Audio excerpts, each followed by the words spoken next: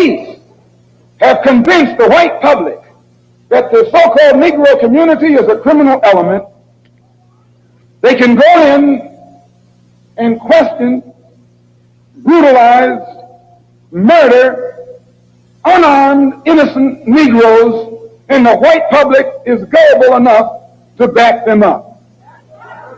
This makes the Negro community a police state. This makes the Negro neighborhood a police state. It's the most heavily patrolled. It has more police in it than any other neighborhood, yet it has more crime in it than any other neighborhood. How can you have more cops and more crime? Why?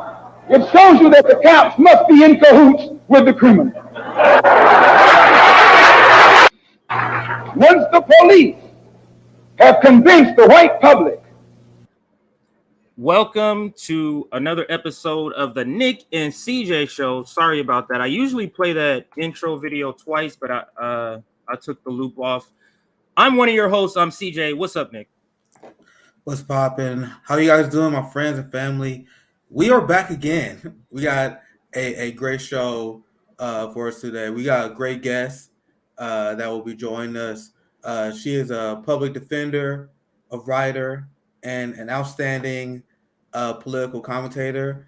Welcome to Revolutionary Blackout. Once again, thank you for joining us, Olayemi. Thank you for having me, y'all. Absolutely. You recently had a debate with Cenk, and I noticed this. This year has been the year of Black leftists debating reformists. Have you guys noticed that? Yes, I yeah. have Bree that. debating Cenk, Bree debating Sam. Now Cenk took your shot at you, which I'm glad. I'm glad because I would never had the opportunity because I saw him popping off and I was furious. Man.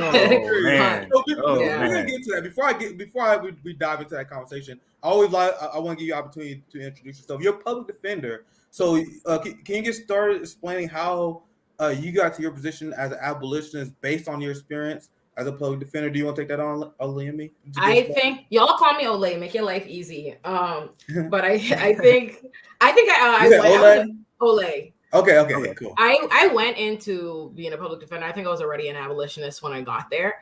And honestly, how that happened was reality. What is the reality for Black people in this country? And I think the more I became aware of that academically in college, like I knew I was going to be a lawyer. I came to America to be a lawyer here. So that was always the plan. But while in undergrad, I was writing my thesis called Colored Bodies Matter, the relationship between our bodies and power. And during the time, as I'm talking to my thesis advisor, Dr. Kathleen Sullivan, she goes, you sound like, an abolitionist. She kind of put me on to it. Like our prison's obsolete is what she gave me. And I thought it was wild when she first said it to me. And then as I'm writing my thesis, I remember the protests were happening around Ferguson, and she called me a gap scholar. Affectionately, a gap scholar is someone in academia who points out the problems, but they don't necessarily have a solution. But that's still a valuable, purpose. But I remember feeling like in a legal profession where Black people are disproportionately represented in terms of the criminal system and in terms of prison, I don't think it's sufficient for the only Black person in the courtroom to be the defendant. And I just felt like, you know what, it's insufficient for me personally. I don't think every Black person should feel obligated to have to fight racism and systemic injustice and all that professionally. I think it's hard enough and exhausting enough being Black. But for me personally, I was like, you know what, it's insufficient for me to go into this profession where we make up less than 5% of attorneys, even though we make up so much of the criminal system, and not do something that directly serves my community. So that's why I decided to become a public defender, and I took that abolitionist perspective with me there. Yeah, well, so I want to get CJ in here because I want to get your take on this as well. Do you have anything you want to add before I move on? Well, just about her, about your, I don't know if it went. Did you go in it as a debate, or was it just supposed to be a discussion? I went into it as a discussion. For me personally, I go into everything as a discussion. Sometimes I see them framed as debates, and in my mind, I'm like, no, and I wanted to have as positive, as friendly, as inviting of a presence in terms of the discussion, not because of Cenk and Anna or any of these people. For me, it's about communicating to a larger audience in the world that's not familiar with these ideas, and I just feel like that's my role. I don't care. I'm not in I don't care about who is who and what they're saying and what had and I don't care. I just care about, getting this message and informing people out. And I only feel the need to respond to whatever is being said when it's counteracting and negatively impacting, the positive work we're trying to do with, educating people and getting people to unlearn certain things they believed with the criminal system. So for me, I tried to go into it like, what will make the audience, the people who probably watch this, liberals and people who are not as, even though they feel very progressive, they are not as progressive as they would like, you know what I mean? That's just the truth, right? So I felt like I wanted to approach it in the way they'd be most receptive to it. And so that's why I was like, listen, let's be on your side. I tried to be very, I don't expect this to sound, I don't expect you to walk away and be an abolitionist immediately. I don't expect it to not sound outlandish to you. And I tried to approach it like that. However, it evolved into a debate was not my choosing. Well, the reason I'm asking you, because I didn't necessarily feel like it was supposed to be a debate, but I know this is not your space to kind of use colorful language with these characters. That's our space. Yes. So I hope you don't mind. Like, I'm going to be calling Cenk a piece of shit. Like, that's what he is. That's what he is. So I understand that you're not going to comment on anything like that. But the reason I use language like that, I feel like I have to represent the people that his ideology will hurt. Because those people I know. Those people I know. So I feel like there's a place, there's a role for everybody in this revolution. For you, this is your space trying to speak to mass audiences. I hope you've been trained, because that is a skill, to be able to sit there while a clown talks to you as if he's intelligent. That is a skill that I have not learned to master yet. So I just wanted to make that comment before we get into the meat and potatoes. Of course, I do have a clip. I think we'll get to it a little bit later, where the exchange between you and Cenk kind of was it's most animated is around the concepts of bail and Copaganda. When he starts throwing out the hypotheticals or the yes. Yeah. I can roll it. Yes. Okay. Let's just get to that clip now. I'm sorry. Go ahead, CJ. Yeah, I can play it I can play the clip right now so you can see. Because you got a preview of it. I was debating between this clip and the Malcolm X clip. So that tells you how fire this clip is, because I was debating between these two. So let's listen. It's about 2 minutes, or 2.5 minutes. Let's listen. Oops. You know what? Let me make sure it's in the right place. Hang on 1 second. Right there. All right. So let's listen to the discussion. Then the prosecutors aren't bothering to prosecute these crimes, and the cops aren't bothering to arrest people. And Ole saying it's not happening it's not productive. You're saying, Cenk, you're telling me it's not productive, but I'm actually the person that represents people in court and has a literally living array of what the system looks like. And I can tell you that 1, the arrests are happening. 2, studies have already come out and showed that in terms of being rearrested for violating pretrial bail conditions, that has not changed. Whether or not crime rates Cenk, that is simply the case. But here's the thing. I want to. So I already know what's happening, but could you explain what nonverbal cue are you picking up to give you a reaction that the audience is not seeing? So I didn't know that the audience was only seeing me on the screen. From my screen, the same way I could see the both of you now on my screen, I could see the 3 of us. So I thought we were in panel view the whole time. So as I'm talking, I think, you can see the whole screen. Cenk is going. Okay. You know what I mean? Like he's like theatrically shaking his head. So I think everyone can see this. Yeah, so I thought everyone could see. If I knew that no one else could see it, I wouldn't even have acknowledged it. But I thought we could all see it, and I'm like, I gotta acknowledge 30 seconds ahead. Right. I'm happy you did, though. The audience is quite happy you did, because it allowed us to without seeing or hearing him, see the right winger in that guy, because we can hear him, we can see him through you and your description of what's happening, or just your reaction of what's happening. So let's bring that video back up and let's see if we can get through it. It's only 2.5 minutes, but Cenk is just, he's that type of guy. He just seething in the back. Yes, absolutely. The same way I debated Robbie and he was just seething when I was talking about Venezuela, that is Cenk in the background, because that wasn't supposed to be a debate.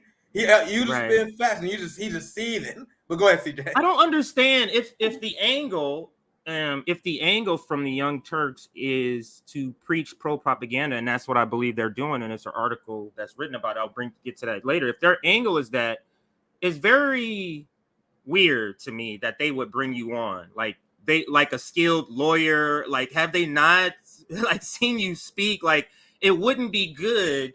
CJ, remember that arrogance that we talked about? Yeah. I don't know if you remember, but when we broke down Cenk versus Bree, and also Cedar versus Bree, where they invited a Harvard lawyer on, and they thought they was going to have a proxy debate using her. There's a level of arrogance that they have where they just look at these motherfuckers. They don't know what they talking about. No matter they educated or not. I'm gonna just leave it there. Back to you, CJ and Ole. Yeah. So I think there was a lot of push to have me or some abolitionists. I think there'd been a lot of Twitter controversy. They kept tweeting things that were getting it was riling people up. Backlash. You know what I mean? Exactly. Backlash. And I think there were a lot of people that were saying, y'all should just speak to an abolitionist, And I think, I had quote tweeted one of Cenk's tweets, but I said, I think you misunderstand abolition. It means this, and I linked to some other tweets because when I hosted The Hill in July, I did a week run with them, and Anna and Cenk had done some favorable coverage about me and I listen, I know I'd be on the news, but I'm not somebody who just be watching the media news. I'm not that familiar. My mommy watches the Young Turks, but I'm not incredibly familiar. So my first introduction to them was them giving me my flowers. So for me, that's my first, I followed them. I'm like, I don't know what's going on. And I said something like, I could talk to you about, like, maybe they don't know what's happening, let me benefited. I was like, I could keep this nice. Y'all know I don't like to be in nobody's drama. Yeah. I just want to mind my business, do stuff for Black people, and go about my to-do. So I'm like, let me try and keep this nice. Right. I think it'd have been that combined. I think Anna really appreciated the tone that I had. Yeah. I think she'd already liked me. And if you notice, Anna's a lot more receptive and warm. She was trying to calm things down a lot. She was like, hold on, Cenk. Anna seemed more information gathering on Anna's part. It seemed like, okay, actually, maybe I didn't hear that. I hadn't heard an answer. It seemed more like that. And I think what happens sometimes, for all of the obvious reasons, just in the world by which you are, they underestimate you, all these different things. But I also think there's some level of people think whenever they think something is outlandish and they don't look into it, which is how they are with whatever they deem as radical or extreme or leftist or abolition, I think they just dismiss us. They dismiss us so quickly. They think they write it off as stupid. They don't look into it. And so they have a perception that you're going to come on and say a stupid, crazy thing and immediately, it's going to be like, oh, that falls apart. I think that's a lot of the perspective that people have towards abolition. And then when they realize, like, oh, no, once it's explained, it's a lot more grounded. Right. And it's like, oh, okay. But like in one of your other videos, you mentioned, you were talking about how come when it comes to abolition, they want every little detail. They want 1A, 1B, then 2A, 2B. They want every little step. But then when you ask them about, this is what your point in that video, when you ask them about, well, explain this, explain why this funding meets what you need. Like it's always you need a detailed plan, and you need to convince me of every step in why this system that we know is literally nothing more but like legitimized, legally sanctioned slavery, and preying upon Black and marginalized communities, right? But whenever it comes to abolishing a system that we know does that, maintains and reproduces that, is we need all evidence. But it's never an explanation for why we should keep doing the same thing that's not producing the results. Like, because my thing is, even if you didn't get to abolition or any other, proposal for what we should do about the system, the fact of the matter is what we currently do, mass incarceration, the prison industrial complex, is not making us safer. According to y'all, the very people that are its proponents that are continuing to put billions of dollars in, y'all are the ones that are saying that crime is going up. Y'all are the ones saying that the exact same high crime areas continue to be high crime areas decade after decade after decade. Y'all are the ones telling me that it's not solving or addressing any of these realities. So what is the explanation for why we should continue to do that? If it's not solving crime, if it's not helping public safety, what is it doing that you want to reproduce? What is the reason why we're keeping that?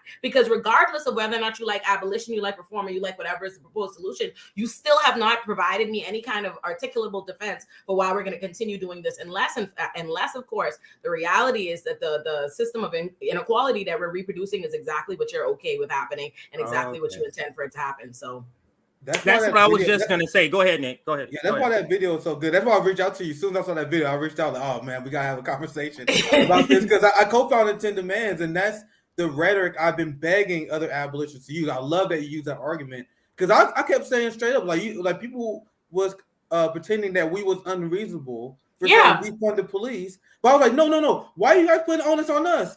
You defend why the NYPD police budget is 3 times larger than the DPRK military budget. You explain that, not the other way around. Go ahead. Right. I know you want to chime in. Go ahead. Yeah, or it's just like, how do you simultaneously criticize defund the police, criticize bail reform, criticize every actual substantive effort that's being done by people to quote unquote reform or change the system or move it away from all the systemic injustice, and then in the same breath you act as though abolition is just theory, it's just up in the clouds. I'm that's what I find interesting when they're talking to you as though you're like the same people telling you we need to walk towards abolition, we need to divest from the prison system are the exact same people forming these movements and these efforts in order to change the system from what it is. And then you're opposing both and telling us that they're all disconnected. They oppose you on abolition. Yeah, you oppose abolition because we should be talking about reform, but you also are telling me you oppose the reform. So what is it that you want other than to keep the system exactly as it is? So that's what they want.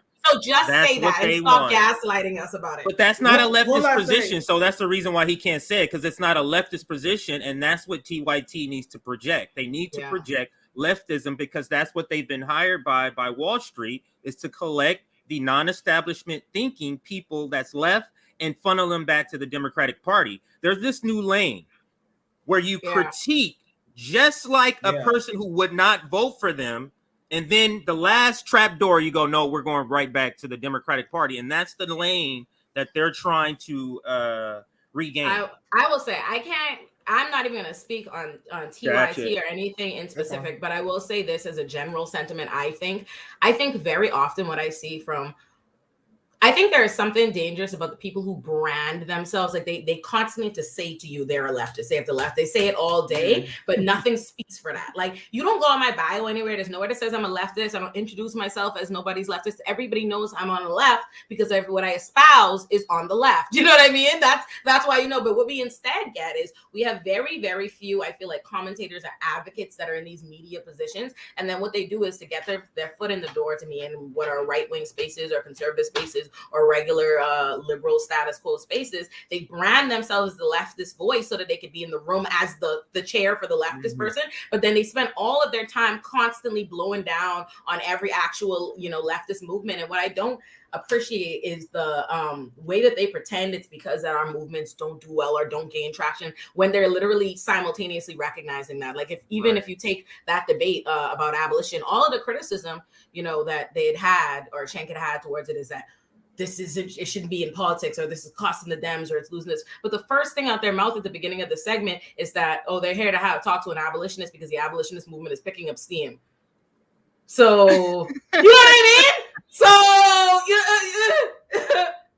you know what I mean? It doesn't make sense because it doesn't make sense. That's why. It doesn't make sense because it doesn't make sense. And I think we also, I said several times in that discussion that, we have to recognize our place in a movement. Because I think sometimes we conflate the two. I think what happens is we have media commentators, and that's what they do. There are people who are political commentators because they comment on politics. They care about, Democrats versus Republicans in this chess game. They're very invested in that. And there are people like me that are, this is what I'm doing. This is a way that you get advocacy out. You know what I mean? I'm an advocate. I'm an advocate and I exist in different realms. But my main focus is advocacy. It's not, I don't work for the Dems. I don't work for the Republicans. I don't care about none of them like that. I only care about them insofar as they converge with the interests of marginalized people and the actual, efforts on the ground I'm trying to do to make like a substantively different world for Black and brown folk. That's what's actually happening. That's not the goal of a lot of these people. So what happens is there are people like me that exist in both worlds, and people like y'all that exist in both worlds where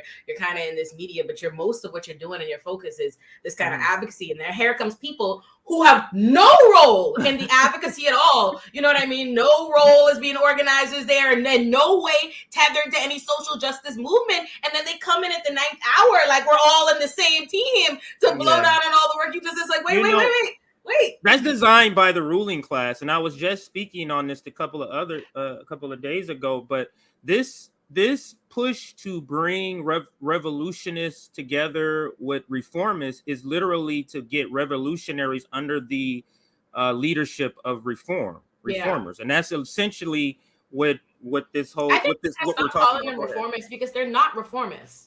They're not reformists. They don't support the reforms. All of the reforms, if you look at what abolition is, right? If we say abolition is the vision of tomorrow, is we're working towards completely divesting from this criminal system, right? If we look at what the real reform efforts is, bail reform, XYZ, all of these things are meant to like break off, you know what I mean? Break us away from this by time. So all of those efforts are our steps. All those reform efforts are in fact the things that we are proposing to walk us closer to this world. They don't support that. They don't support any of the reform efforts. They're not reformists. They're the status quo. Right. So what does that tell you? What does that tell you if they don't support reforms? Like, well, let's think about the things that was in the George Floyd Act, and you know about this, Nick, a lot because you did many streams on it, and you also. But let's think about what's in the George Floyd Act. What was transformative in that act?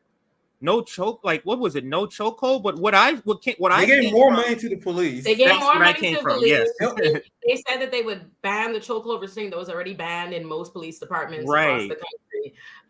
The only thing meaningful that would have been in it was the address of qualified immunity, which they were never going to do. So it was everything else was just right. That would have been taken out. Our same policing structure.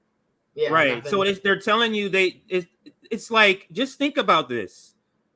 Some of our white allies are saying, we know, we see the statistics. Yes, this criminal justice system, you got BLM all over your stuff, right? But when it comes to actually changing things, you're talking about small things that don't affect enough people. What is that saying? That you're acknowledging there's trauma and pain going on. Then at the same time, you're saying let's not do enough to affect those people that because they're not opposed to the system. They're opposed to their conscience is shocked by the individual thing with which they've seen. That's just the truth of it. Because if we're honest about even George Floyd, as Black people who have seen, I mean, how many videos and things have we seen? Even the way George Floyd is no more traumatic to me than a million other videos I've seen. No more so. I was like, I'm ready. I've seen worse videos that year. If you look at Sean Reed's video, you know what I mean? There's so many. So it's like they aren't. Here's my thing. Whenever they talk about, it immediately calls for justice. And I think that's why we have to start having conversations about what justice is and the danger of conflating justice with criminal prosecution and training people's minds to perceive it as such. Because to me, justice would be, how do we prevent this from reoccurring? And that would require us to take a look at why the fuck the police were there in the first place. Right? Like if we look at that in a normal world, in a white neighborhood, there's no reason why George Floyd should have been greeted with that kind of police response. Why is there a police response for this? We think it was $20. That only happens in our neighborhoods because I live in Flatbush and I keep saying this. I see police on if I walk out my house right now, there's going to, as a matter of fact, I have wall to ceiling windows. I've turned into a nosy neighbor. I can't even help myself. I'm right there. So I can see above the neighborhood. So I could see all the unmarked police cars, like that are unmarked outside, but I could see like on their dashboard, the little NYPD, I could see in the car. So I'm constantly just watching the police. There's a CI across the street. I'm nosy. I see it all. But that's what happens in our neighborhoods. But beyond just that, we just have constant police presence on every. Are they gentrifying that? Are they gentrifying your area? Are you in the process of them gentrifying where they first have to get it out? And I think that's what Stop and Frisk was for. You have to get the people out to gentrify. Do you feel like that's what's happening over there? I think they are. Flatbush is honestly doing a pretty excellent job, I think, at keeping away. And I think it's because this is Little Caribbean. They're not having it. Also, I think my gentrifying landlords, what they've started to do, I see it and I kind of respect it. This whole building block is the products of gentrification coming, but they've been renting to like well-to-do Black people, so you don't notice it as quick that they're not Black people of the neighborhood. Yeah, that's how they've been pricing it out. There's only one white girl in my building. Like, I'm like, okay, I see what's up. I see how y'all doing it. But yeah, that's what they do. So you have all these police in our neighborhoods that are constantly there, and so every little minor interaction with us, here are the police immediately to jump in everything and criminalize every interaction. That's what happens throughout our neighborhoods. But that never gets interrogated. All the talk about justice for George Floyd, outrage, but no one ever talked about like police presence in the community or why there was a police response. Like why was he there in the first place? None of that ever gets addressed. It's like let's not start. No, I was going to say, let's not start from the knee on his neck.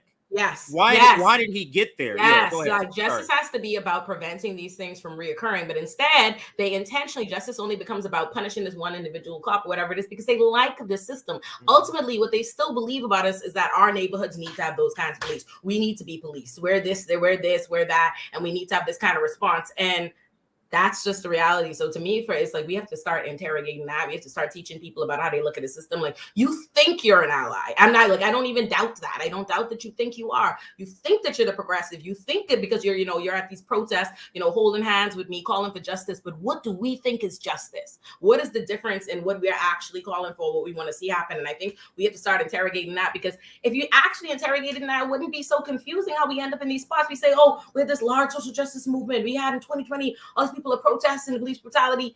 Yeah, but they're not actually protesting the system. They don't actually have a problem with the system. They still believe in all the same things. They're all still united in certain fundamental beliefs about us and our communities. They just package it differently. They say it differently. You know what I mean? They feel a different way about how it should be expressed and gone about. But ultimately, they're still invested in all those different things, because the minute you propose even the most modest level of bail reform, any of these different things is a problem. The same people, they invoke Khalif Browder's name. the amount of times the white liberals invoke Khalif Browder, and in the same breath, they will fight tooth and nail for bail to oppose bail reform, to make it so a bunch of Black people across this country are incarcerated without a trial, without a conviction, without any evidence presented against them. And they know that. And they will say that. But then at the same time, if you ask them, do you believe in the presumption of innocence? They're like, of course I do. They're so offended when you point out to them that they're not in alignment with these ideals that they're actively espousing the opposite of. I'll bring up the video. What you're describing is what Malcolm X and Martin Luther King label as the white liberal that we have to be suspicious of. That's what I hear you describing.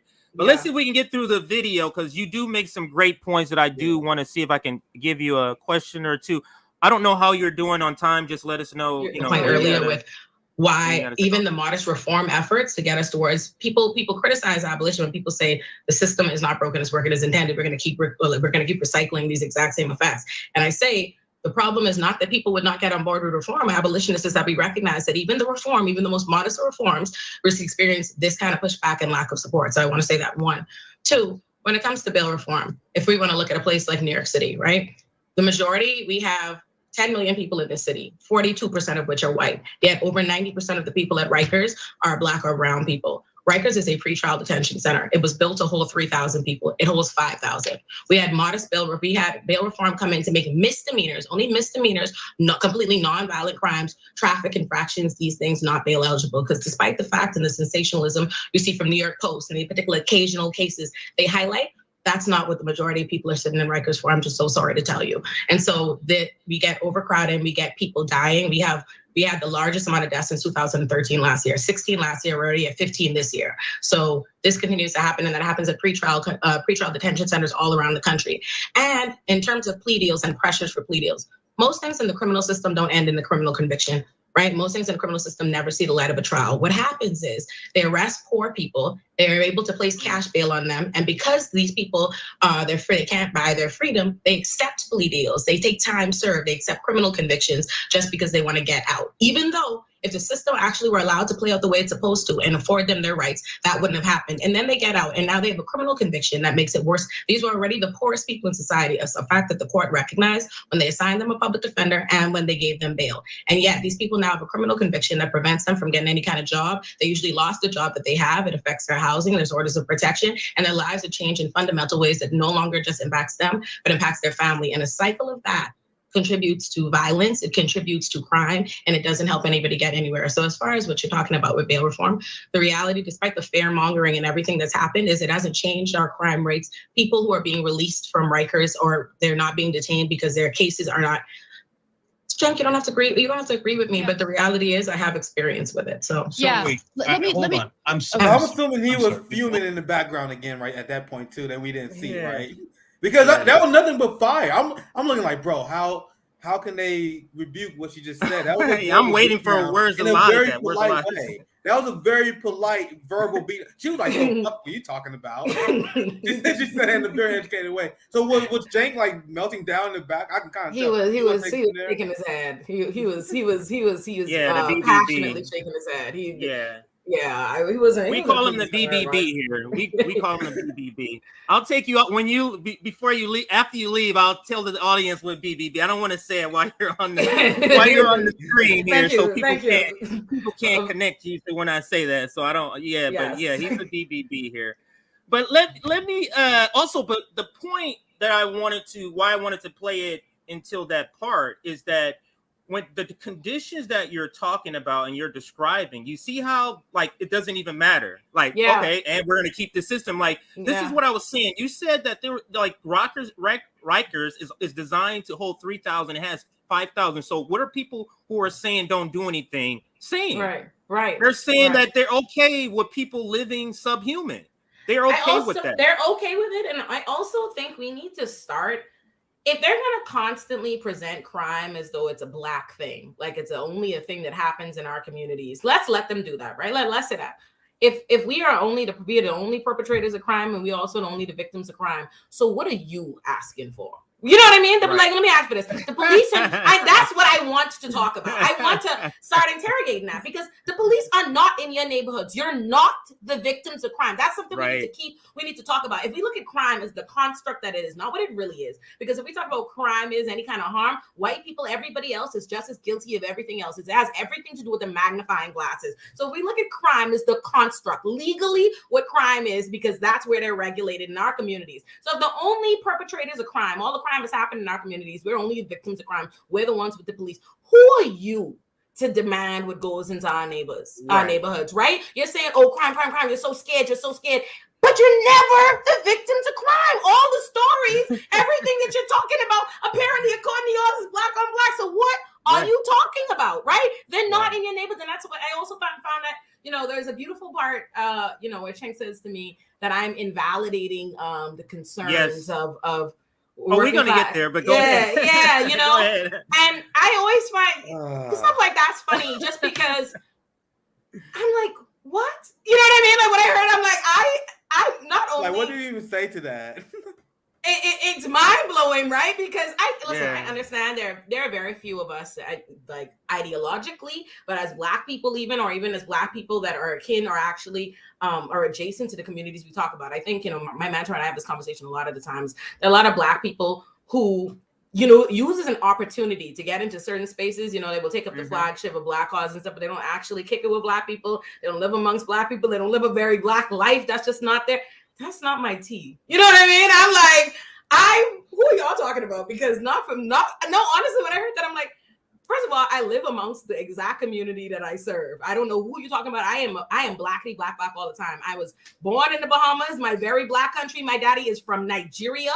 I came here in America. I do nothing but serve and represent Black people. And I live in Flatbush. Before that, I lived in Bushwick. I live amongst the exact same people I represent. I know exactly what I'm talking about. This is not just a theoretical discussion. This is not just an academic discussion. This is a very real world discussion. I know the people that you're trying to turn into caricatures and alarm people about fair and make it think that, I don't speak for them, like poor. And that's a deliberate, and I'm not talking about Cenk or TYT, but that's a deliberate thing I see in general when it comes to advocating the things that we do. They always attempt to paint you as separate apart, like that's not the real Black people, like she's not really in the Black community, she don't speak, you know what I mean, like, oh, the poor Black people wouldn't co-sign that. And it's like, what?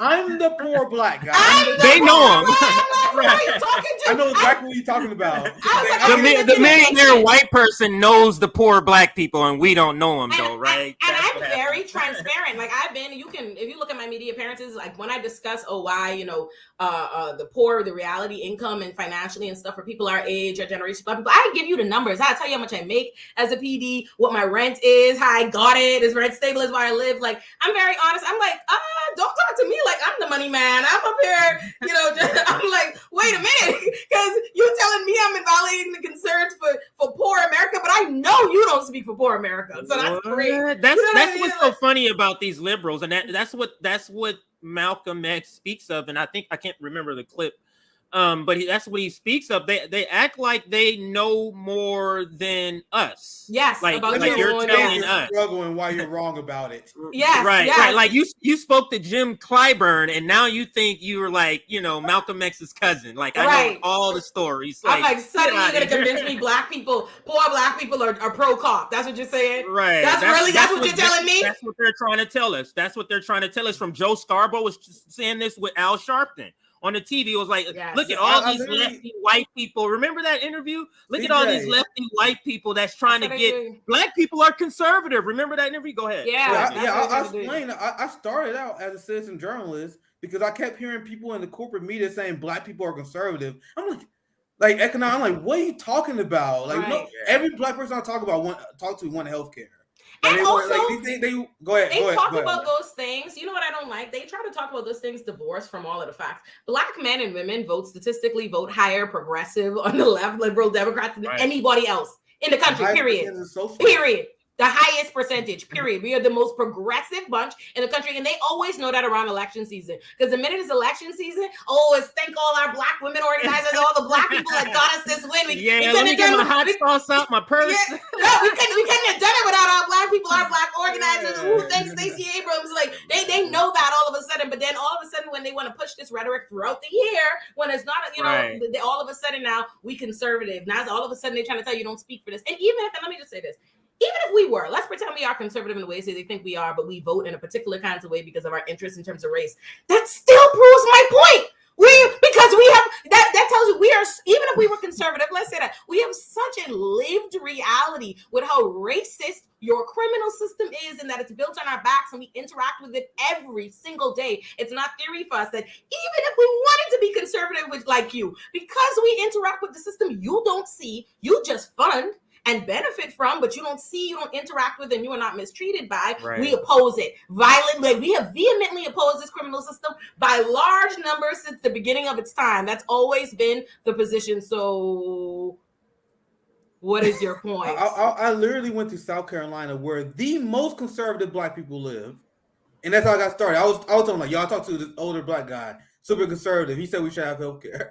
Right, he should, like literally the most conservative group of black people. I got to agree with left economic ideas. Yes, so I just wanted to point that out because I think we need to stop letting them frame us as the radicals. Because if we look at I've noticed this tendency to act like the left and the right are theories we came up with. Like these are just not anchored in any kind of text or reality. Like there's a real life political spectrum, and in the rest of the world, universal healthcare is a reasonable, it's just a standard position. It don't make you, a leftist progressive nowhere else. Only in America is like the left. They want to define the left as like healthcare and student loan debt, and then everybody else is a radical extremist. What? Yeah, that's by design. That's by design by the ruling class to have this narrow sort of perception of what is acceptable political sort of like discourse, and people like the Squad keeps that framing in place when they don't talk about people like Julian Assange, when they don't get behind things like defund the police or if you're an abolitionist. So let me kind of pivot and add this into the discussion, and that's this article here from the Real News Network. We did a stream on this before, so for those that are watching, if you want to find a stream that Nick and I did, I think it's called TYT Goes Full Republican. You can look it up, where we cover this article in depth. I just want to read the first two paragraphs here and then kind of add this to the description. But the title is "The Young Turks Embrace of the Tough on Crime Demagoguery." So accepting the premise that we can arrest our way out of poverty while fear-mongering about one-off cases of violence is Breitbart-like. I think I said that word right. So let me read these first two paragraphs you see on the screen. So in recent weeks, the nominally progressive media outlet, The Young Turks, have tripled down on its fear-mongering crusade regarding crime and the purported evils of cash bail reform. Cenk Uygur and Anna Kasparian, co-hosts of TYT's flagship news program, have run multiple segments and engaged in dubious Twitter battles focusing on the supposed out-of-control crime wave, gripping blue states and on the failure of the left to grapple with these realities. So I know you're itching at the bit to talk after that nonsense, but let me read this next part. Taken together, Cenk and Anna have lent their influential voices to panicked, tough on crime media chorus that has been growing louder over the past 2 years and is helping to undermine hard-fought bail reforms in cities and towns across the country. Both of these figures have large platforms, and they are wielding their influence at the exact moment the left should be one, defending bail reform and other decarceration measures against a tidal wave of fear-mongering, and two, offering real solutions to the social problems caused by poverty, namely social support in the form of universal programs. So it kind of gets to right in the beginning how, why don't we go to what you were saying? Let's get to the root causes of why we're here. And it speaks to what we all have noticed and what you kind of alluded to on Twitter, where they've just been on this rant. Not just Cenk. I don't want you to just focus on that, but there's been a certain segment of the left professional managerial class that has kind of been like falling for this, kind of like they know that Republicans are saying Democrats are soft on crime, so they feel like, we have to do something tough or we can't go too far. Can you speak to a little bit of that article and any part of that you would like to kind of comment on? I not just in general with the people that are doing that, right, specific to Anna and Cenk, but I just wish they would mind their business. I mean, that is for me what it really boils down to. I'm not surprised. I'm never surprised when I see that. That is a consistent thing. Everybody on the ground knows that it's not only just an uphill battle to get anything actually progressive or anything that will amount in any level of actual substantive change that will positively impact Black and poor and marginalized communities. Like, it's not just hard to get it done, but you have to then spend so much time fighting the establishment, who will then try to roll it back, who will fairmonger about it. We've had to deal with it the same way we had bail reform in New York City. They attacked bail reform before it even went into implementation. It's the same thing they're doing with Chicago bail reform, even though that doesn't even go into effect till January 2023, but they've already started. They do this. You see them recalling progressive DAs in California. This is what they do. We're very, very, very accustomed to this. So it doesn't shock me. For me, the problem is, be quiet. Be quiet. No, honestly, it doesn't affect you. It's just so, and that was my position. You don't have to be an abolitionist. Everybody has a role and everybody has a purpose, and everybody within a movement has a role, but not everybody is in the movement. And these people aren't. And the danger, what I don't appreciate is there are organizers, like I always put it to people, there's a difference between when an organizer who is on the ground, organizing the protests, organizing the community initiatives, who are doing these kinds of things. There's a difference between that person, the work that person is doing, and what I'm doing. And I don't purport to tell that person how they should do their job. Right. What these people do is, they are literally just completely divorced from this movement. They have no role in it. Their version of leftism doesn't even incorporate what it is that we're doing, or the ideals that we're doing. It has nothing to do with that. It's not their version of leftism. Their version of leftism is, I don't honestly. Medicare for all. We talk about that all the time. Malcolm X. Right, honestly, and I think, and a lot of that is why I don't even bother. Like, you don't see me saying, I'm a leftist, because I think there's a very difference. I'm my politics is rooted in Blackness. You know what I mean? It really is, and a lot of theirs is completely divorced from that analysis in a way that just doesn't make any sense to me. I really don't get it. I'm like, you're saying you're leftist all day, but what's coming in your mouth is just ways to reinforce the status quo with better terminology.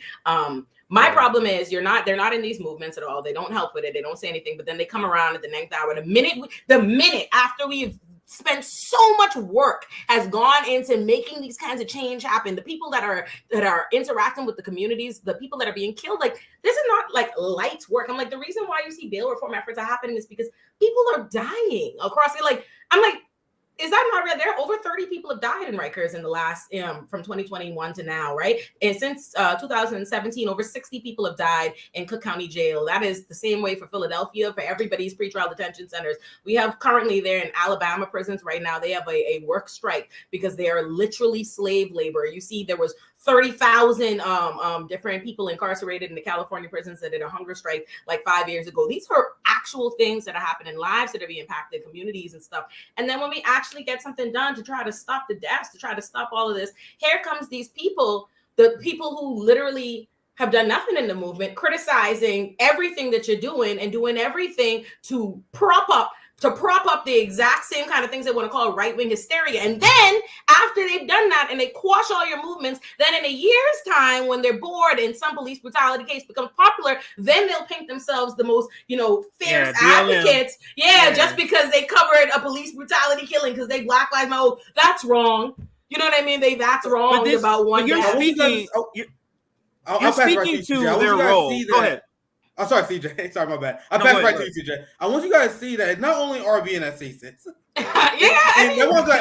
what you are laying out is quite literally what we've been scribing in our frustration with a lot of these people. So we're not the only one, guys. A lot of people in the Black left, a lot of people are in the movement. We see what's going on. Like we see the people that are undermining our movement. But go ahead, CJ. I try not to pay them any. Honestly, for me personally, my role, how I've tried to see this, something I remind myself of every day doing all the work that I do is that there are no new pains, right? Like Audre Lorde has said that, and I say that all the time in all of the different contexts, in the sense that I cannot read. I read from all of my Black scholars and thinkers before, and I cannot read a single one of those books without them taking at least an essay to address, you know what I mean, the people of their time that were doing this, right? Like it's always been the case. There are always going to be, talking heads, media heads, different people, grifters.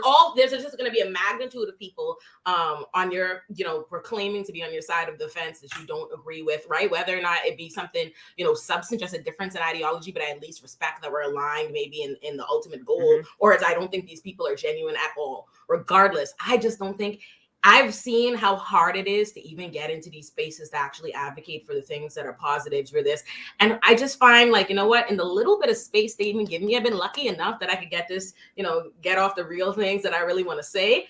I can't be bothered to like pay attention to these people as individuals. I don't care nothing. I'm like, it's not worth it. Me spending my energy, the time. If you come to my Twitter page, I want you to come to my Twitter page and learn something about some movements that are happening, not how I feel about some random other comments. I don't care. I'm like, I try to stay out of it completely. That's why I'm like, I try to keep it cute with everybody. Like, it's keeping cute and get about my business, But that is but as a general sentiment, I see 100% what you're talking about. It's very often that I'm even like, I'm mentioned in the same sentence with people that I don't find particularly. I'm like, are you listening to me? You're really aligning me over here? Like, I think that, but I don't say nothing. Yeah, I'm like, I know what you're talking about. I know what you're talking about. But that's their role. But what you're speaking to is their role as a white liberal. Is to be in the space and be activated when the ruling class needs you. And in this case, they need you to bring working class people, the proletariat, back into, the umbrella of the Democratic Party and be down with policing. Because to me, this is really a betrayal of Black, Indigenous, and other people of color. Because what you said earlier, this is going to hurt Dems. Yeah. One of them said or expressed that. Listen to what that means. They're telling us on themselves, wait a minute, people are over here dying. People are over here are innocent. You believe in people innocent and proven guilty, but he has to stay in jail because he doesn't have money. They said people can be hurt. You're fine with that as long as it doesn't hurt the Democrats. You see where they said these are good. This is all good for discussions, but not right now. The country's not ready for it right now, which I think is listen, what I am very comfortable knowing that when I am dead and gone, history and my future, my line will look at favorably what I'm talking about, what I'm saying, because there's no world where it makes sense that you could recognize there shouldn't be more of a conversation. If you know a system is literally, it is slavery. And I want us to stop calling it modern day slavery. We need to just call it slavery. It's the same way. That's what it is, right? If you are literally you are massively incarcerated entire specific populations for generations and generations and generations, and you are using them for prison labor, whether or not it be private or public prisons. They are being used as labor. They are being exploited. They are being abused. They are being killed. They're being raped. They're being sexually assaulted, and they have no say in it. They do not want that. That is slavery, right? So you know that that's what this system is. You know that this system disproportionately preys on and incarcerates Black and brown bodies. You know that this system is maintaining a system of inequality. You cannot concede to every one of those things and then tell me getting rid of that system is the outlandish position. No, actually, no, it's actually outlandish for you to acknowledge that, for you to say, for me to tell you, hey, we have over 2 million people incarcerated in this country. We have people dying when they haven't even been convicted of a crime all over this country. We have people that are in jail, not because they've been proven to be a danger, not because you have any trial against them, not because for any other reason, but because they don't have money. You say to me that we need this system that can better exploit them for plea deals. You are recognizing all these facts. We know in this country, the amount of people, the police, listen, people push back when you call it a police state or when you talk about police brutality, but I want to point this out. If I believe the lion-ass police, which I don't, but the lion-ass police admit to, what the police admit to shooting and killing over 1,045 people each year. That's who they shoot and kill. So that don't count your George Floyds, that don't count your Alton Sterlings, that don't count your Elijah McClains, that don't count none of those people. That's who they shoot and kill, and that's who they admit to. If you know that, you know the system is doing that each and every year. And you tell me the problem, I'm outrageous that I say to get rid of that? I'm the extremist? Right. And I ask a question like this. This is what I think is interesting. When people tell you, oh, it's not the time or it's not the now. The one question is this. If for one day, if white America, if instead of asking for the system to level down, right, and we said level up, do white communities exactly how you do mine. Smack the police departments in the middle of the community. Put police on every block. Grab all little Harry and little Sally and them when they getting off the train to go home. You know, grab them, hem them up, arrest them up, shoot up and kill up your neighborhoods. You know what I mean? Let the police do that to your neighborhoods the same way they do us. I bet you money the conversation would never be, this is not the time. America's not ready for that now. How come we always need to wait? We have to wait when it comes to the liberation of Black people, but not for nothing else. Everything they need needs to be addressed right now, right? They see one story, if they see one article and that shocks their conscience, address it now. They want legislation now. They want Black people locked up now. Everything that happens to them needs to be responded to immediately. But when it comes to us, now is not the time. We need to wait. We need to wait. And I want to ask, how long do we wait for, right? Because if this has been happening for generations and generations, there's no discussion that we're having that they haven't always been having. Like I said, it's all happened in every book, every bookshelf, every community, every generation has been radicalized. Everybody had their Trayvon Martins. Everybody had their Clifford Grovers. They've all had it, and it continue to happen. So how long do we wait? When is the country ready for it? Like why? Like, and that's the question I have on the screen. Why is our freedom and rights dependent on when you are ready? Like, right. Why is what relevance does your comfort have with my rights and freedom? And when is your oppressor going to be ready to stop oppressing you? Exactly. That's never going to be the case. And I mean, but we can, speak about this all day long, and we know this. The problem I have is that we have people who believe that we have, people. I'm not going to have you comment on Jake and Anna, but people like them. They're not the only ones who are in our spaces. They're left, but they're literally voting to increase the police state, like what the squad did. That's literally funding people coming out to hunt us down and kill us. Yeah. Why shouldn't we feel and take it that way? And can somebody who doesn't see the importance of this issue, like a person in this class that Cenk is, how do we ally with people who don't see? I don't think they see us as equal. Because if you're saying that 1,000 people can be murdered every year by their own account, and that's okay, what are you saying about the importance of those lives? You're saying they're not worthy. My allies are not just who tells me they're my ally. You know what I mean? Your enemy never walks up to you and announces they're your enemy. You know what I mean? Your adversaries don't tell you, hey, today adversary begins. You know what I mean? That's not how it goes. That's not how it happens. And so to me, I feel like we have to we have to stop allowing people to declare things to us. I think that's what happens too often. They just make these conclusory statements at us. They are the left, they are the progressives, they are the this, right? And they get to frame it. But then when we decide to, frame our movements for ourselves, they have a problem with that. They have so much of an issue when we decide, to define it, to give it a name, to say who actually falls there.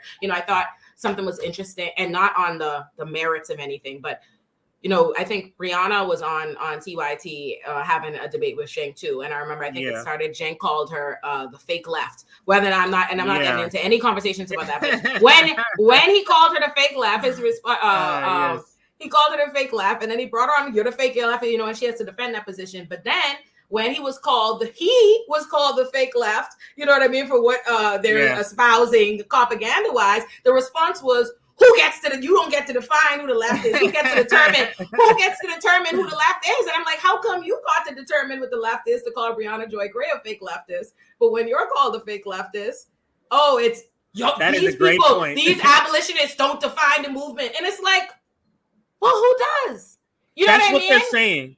That's what the professional managerial class is saying. It's saying that black and brown, poor and working class people, you don't define, you take instruction. DJ, that's you don't tell us anything. Why do you think there's been so much pushback from the PMC from class? The general strike? Yeah. They can't stand the fact that the people they claim they fight for, young black working class people, we started to speak for ourselves. Yeah. They used to be in this position where they're the white saviors, and RBN, we completely rejected that. We rejected white saviorism, and you have as well. Yeah. And a lot of our black left allies has as well, where we reject white saviorism, and we're going to tell you guys how we're going to lead this movement. I mean, I have Finny on. We spoke about this all the time. We're going to lead this movement. And just us saying that, I would see like random people in the comments, like white people, like, oh my God, you saying that we can't be involved? Like, see, why are you saying that statement has nothing to do with you? Yeah, right? White fragility need to be centered in everything. That's what happens when you're treated as the default your entire life. You know what I mean? Everything has always been white is the default, right? Like there's no category called white movies. You know what I mean? They don't call it a white movie. You know what I'm saying? Like, oh, this is a black movie. This is this, right? Everything else is always other. They are always treated as they're the template. So, so they are accustomed to seeing the world through that lens. Like, how dare you? I have noticed how often they're not outraged, not even the specific exclusion from something, just off the fact that you could have something and not be designing it around what they think and feel about it and their interests are on it. And it's like, oh, like I even noticed that once with my background used to be like my art, and all my art is black. Right, even my anime, I have them make Bulma black. You know what I mean? Like only my Yamcha is white, and that's because I didn't think about it first. But I remember someone said to me about all my art being black, as though like I went out of my way to make it this way. Like you're trying everything, but it's gonna be a statement. I'm like, I'm black. Black is default to me. Right. The same way you walking through the world, seeing the world in whiteness, I don't see it like, you know what I mean? And that's how come they're not offended by all the white Barbies, all the white, like what all the black kids walking around with white figures? Yes.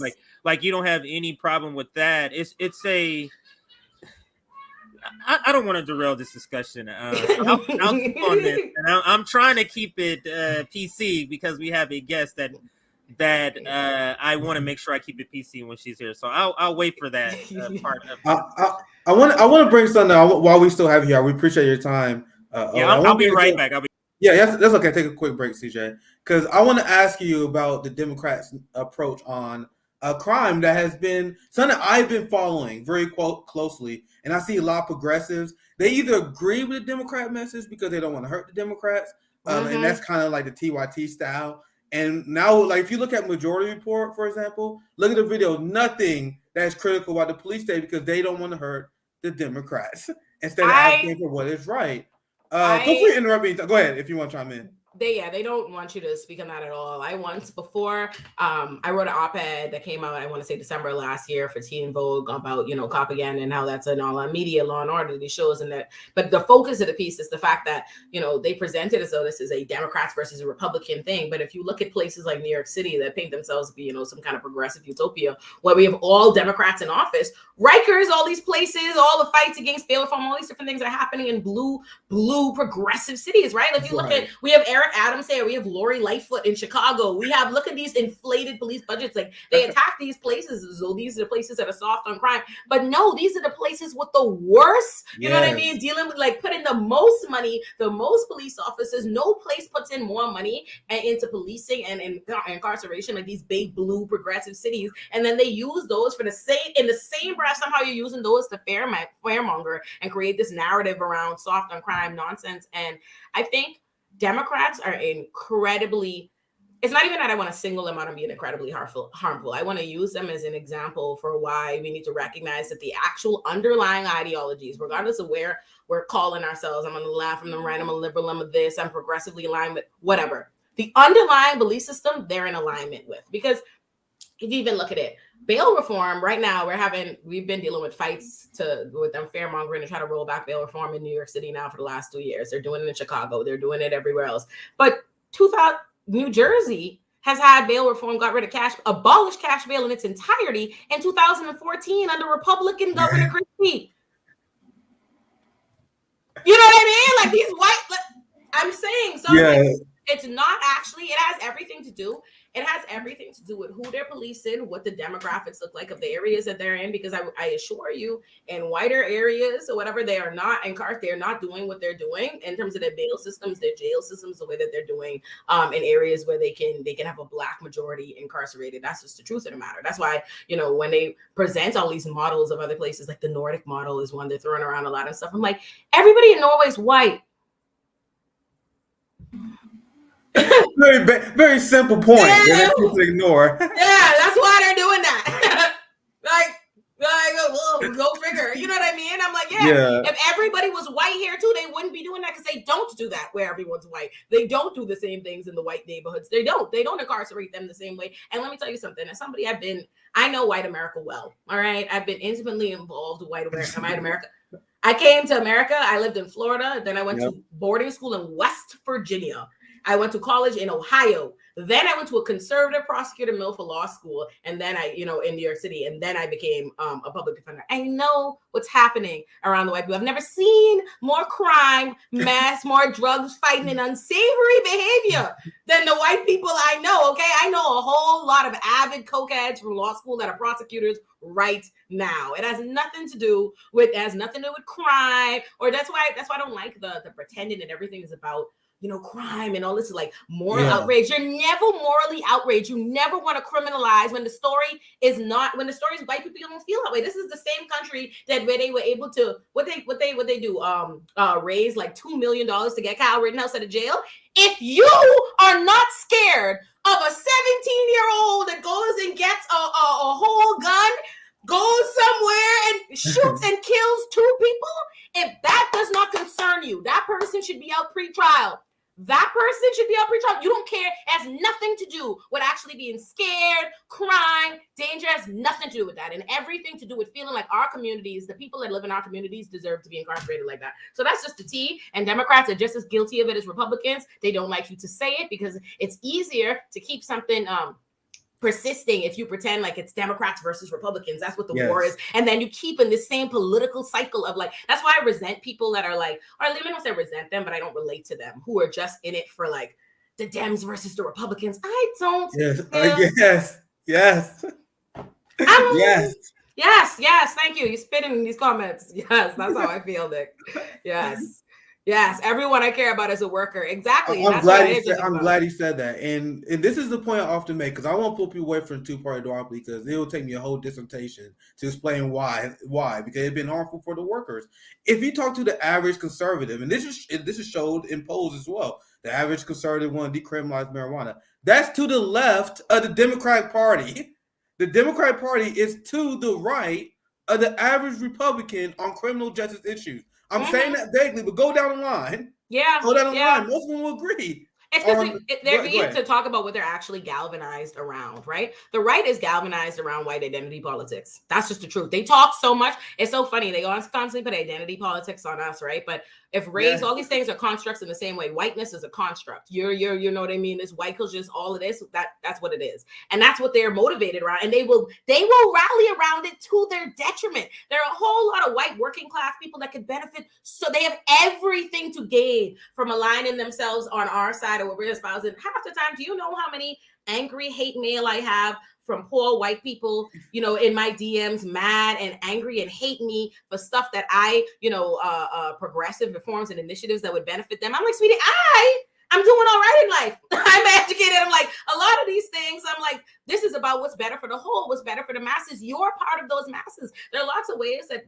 like Black people, different people, class things can allow you to work your way out of certain kinds of struggles. So we should have this level of class solidarity. But what they do is they take, poor, uneducated white people and they galvanize them around this idea that they're in that position because of us and these different people, and that they need to be focused on whiteness. And so that's what they do. And so they can find that unity even when they're not aligned in these other things, even when they maybe recognize like, oh, this benefit might have done something for me, but they have that larger vision instead. But what the problem is now is we have what on the left, we have a Black left, we have the marginalized people, we have the real, the organizers and stuff working, but we have, when it comes to what is the establishment, quote unquote, left, we don't have the opposite. They're not galvanized around, justice or racial equality or any of those. No, they're not. They're not. That's just not the truth. It's not a litmus test for them. Exactly. Like, if you was it's an intellectual exercise.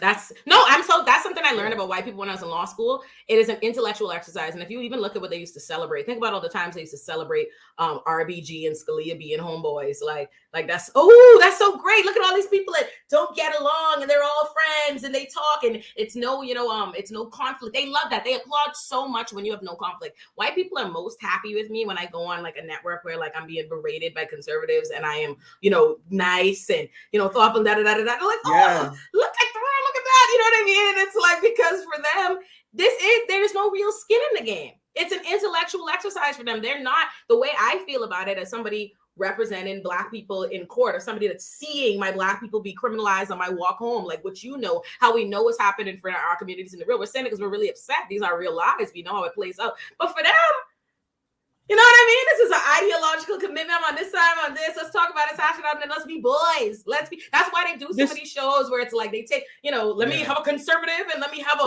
liberal, and they're all. You think in the real world that me and somebody who's a white supremacist, because that's what is on the right. That's just period.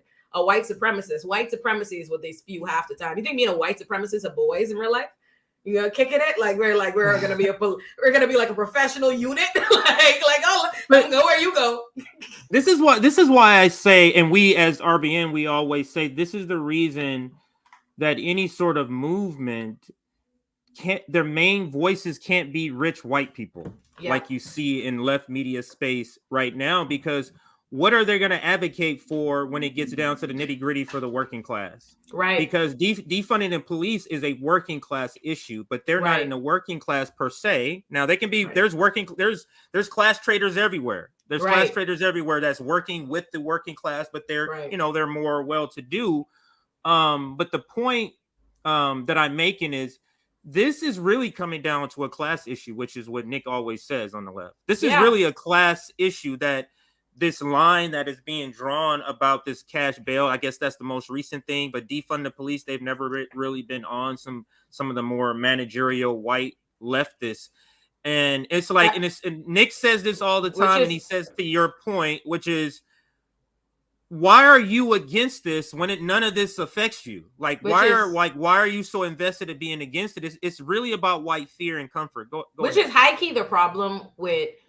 There is no such thing as a Black capitalism, but it's high key the problem. Yes. It's high key the problem with, continuing to endorse this, because there are a lot of Black people that believe that they can class their way, they can work their way out of what is the Black experience, or what Blackness, or how Black people are treated. They can become divorced from that, right? And that's just not the truth. Like, what people need to understand about racism, right, is racism does not care who Olayemi is. It doesn't care who CJ is. It doesn't care about Nick, because we're not individuals in the first place, right? Like, they have already taken, a one-dimensional lens of what we are as caricatures, and everything that we do from that moment forward, they distort to suit that image. They don't care. Right. So you can get yourself into these spaces all you want, but they will eventually treat you like exactly what your purpose is there, unless you play exactly the part that they want from you. That's why so often every time we see a Black person decide to to sell out the community or to work against the community's interests, right? There's only so long before they miss and have some experience, and all of a sudden now they know they Black, right? Even the worst of the worst, the Candace Owens.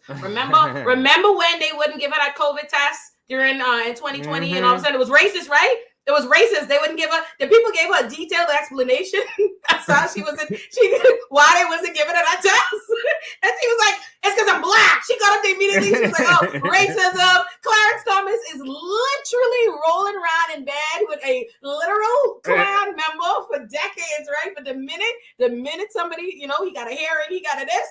It's because I'm Black, you know what I mean? They know it's up, right? Did she sue someone for a racial lawsuit before, like years ago? I remember Savvy. I don't got the detail, but I remember Savvy reported on it a while ago. So we know we know Candace Owens' real character. But go ahead. Yes. So I'm like, these people do that, and then they are always confronted with the reality of what it is eventually. And I'm saying this. I'm like, listen, I'm in all kind of white spaces. All right, my daddy is an architect. My mommy is a CPA. Both my parents are well-to-do, educated people. Yada yada yada. There's, how often I read full-on narratives about my life that have no basis in anything. The amount of times I've read something about me being a hood, uneducated chick from Brooklyn. This and that. I am from the Bahamas. I am, you know what I mean? I'm like, I'm not from here. I don't know what you're talking about. I have all the degrees. I'm like, if you were listening to me, I'm clearly a nerd. I'm like, I got DBZ stuff on my wall. There's Gengar and Bulbasaur, but they just come up with agendas and ideas about you because that's how racism works. So that's the problem with, convincing each other or even allowing, perpetuating this idea. Like, if you work yourself out of this, so you get into these spaces, white America, but like there's a dollar sign on it. At the end of the day, none of that matters because. Yeah. But to your point, I'm sorry to cut off. No, go CJ. But to your point, and this is what we've said on the propaganda report, the ruling class propaganda is really for white people. Yeah, it's not for us. We're experiencing the reality, so it's not really for us. Propaganda is to convince white people to be okay with this funding in the same way American patriotism is used for us to be okay with killing a lot of Black and brown people. But they use us for the razzle dazzle. Like what you see with them doing with Chicago bail reform, right? It's the way. Can I say cooning? Because Twitter don't be liking me to say. Oh, well, you say cooning. Okay. Okay. All right. Okay. So right. Yeah. So this is the thing about cooning, right? Like, whenever coons always like to act like they are the first person to realize that there might be some kind of perceived benefits by checking and jiving in a white room, right? They always act like they're the first one with that option. It's only them. There's no side effects to it. Like nobody else has made a reasonable decision that that's not the move. But the reality is a coon serves one specific purpose, and it's to legitimize the white status quo. What is the white America going, what white America wants to do? That is what they do. So there's a specific time where they try and galvanize us into unintentional coonery, and that is what they do with the propaganda, like with the bail reform specifically in Chicago. They intentionally, they didn't keep that that's not just in the Washington Post or in the mainstream news. No.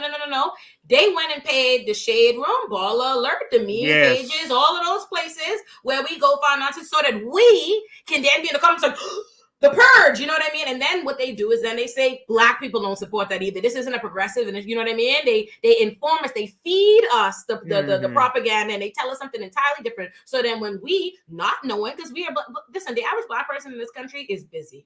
All right, they are busy dealing with the stress. Like they don't have time to be, turning themselves into criminal justice experts and analyzing everything, whatever the average person is a consumer. They believe what is provided to them. So if you feed into them all this purge propaganda nonsense, and then they say, oh no, you know what I mean? They take 2 seconds in the Shade Room comments to be like, oh no, the purge. Then what happens is the white people that paid for these things to be put in our media in the first place, they take that output and then they go to white mainstream media and they say, look, Black people don't support it either. Don't listen to none of them organizers, those crazy radical leftists and extremists. They don't speak for the Black community because look, Black people feel that way. So they use us for the razzle dazzle. They need us so that they can tell the white liberals and stuff who want to be seen as our allies. And then they say, no. See, they're not with it either. You don't have to go along with that. So that's what they do. I love that you brought this up because I've been, ever since I had this space, I've been debunking the lies about policing and the propaganda that they spread. Yeah. I don't know if you saw this segment, but it was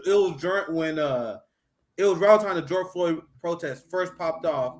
Defund police hit the mainstream. People was debating the idea. It wasn't popular at first. Then the numbers started to skyrocket, and then the mainstream media panicked. Yeah. That's just what happened. Then they panicked.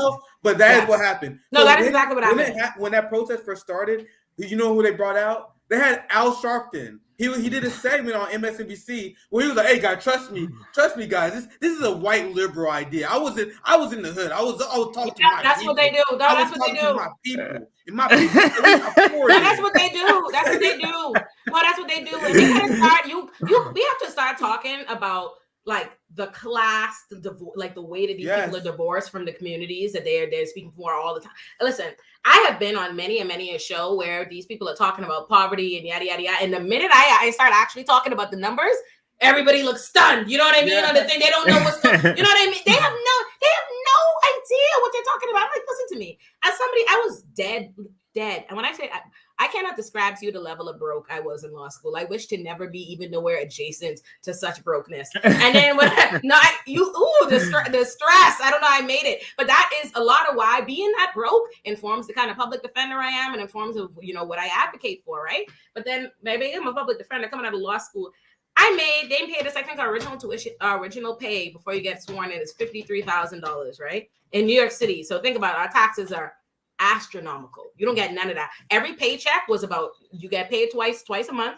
Paycheck is $1,500. My rent was $1,300. I don't know how y'all do it. I literally don't. Listen, I don't understand it. I'm a Midwestern boy. I don't get it, but go ahead. I'm like, listen to, and I moved there from the Midwest. I moved there from Ohio. So I was not ready for this. I don't understand it. I literally don't get how y'all live in New York. You have no idea how many times in my life I have been in the train station and not had $2.75 to get in. Like dumb. To this day, I always walk through the emergency exit so I can let people in. I swipe people. Never, always. Let me let you in. I let you know if I saw the police somewhere. I swipe you in. I will buy you a card. Always. I think like that because I live in this community. I know what it is to be poor. It's expensive to be poor. These people have no idea what the F they're talking about. They can't even fathom that. Because they do things like, imagine this. The average person, people are sitting incarcerated and dying in prison off a couple $100 bail. And people,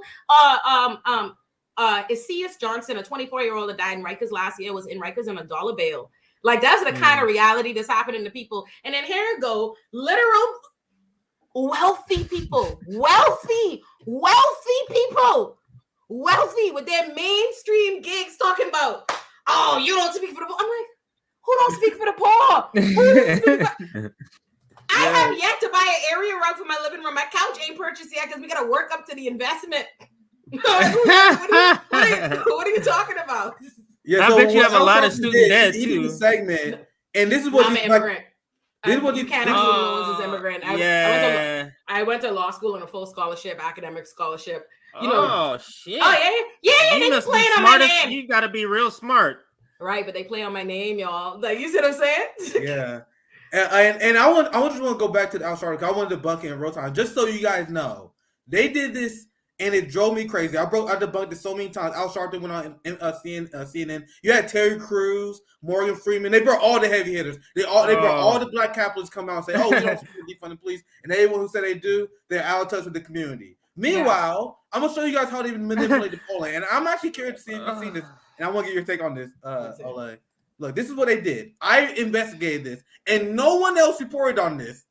No, Cal Kalinske reported on this headline uncritically. Send me this tweet. Send me this tweet to my DMs so I can retweet it today. I sent it to you. Fewer than 1 in 5 support defund the police movement, and everyone quoted this headline. No one read it. Yep. And then if you look at the poll, and I explain here.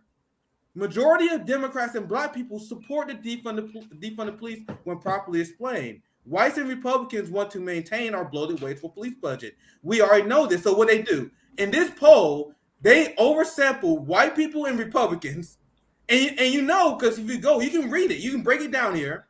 Out of the people they polled, 84% of Republicans support fully funding police budgets, and this is in that same story, guys. 67% of Democratic voters support redistribution portions of police budgets to social programs, aka 67% of Democrats support defund the police. Now, this is where it gets interesting. No one else ever discussed this except me.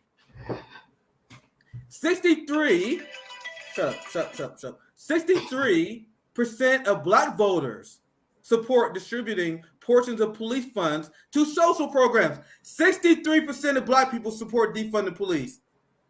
How many headlines have you said that? How many headlines have you guys said that? Because they don't care about what we support. They don't care about what we support unless it is enforcing what they support. Like, that is just the truth. But the thing, not only is that the case, here's the important point for me. And I feel like they're always shocked when this is my position, but I don't care how it polls. Like, abolishing, That's a good point too. I expect.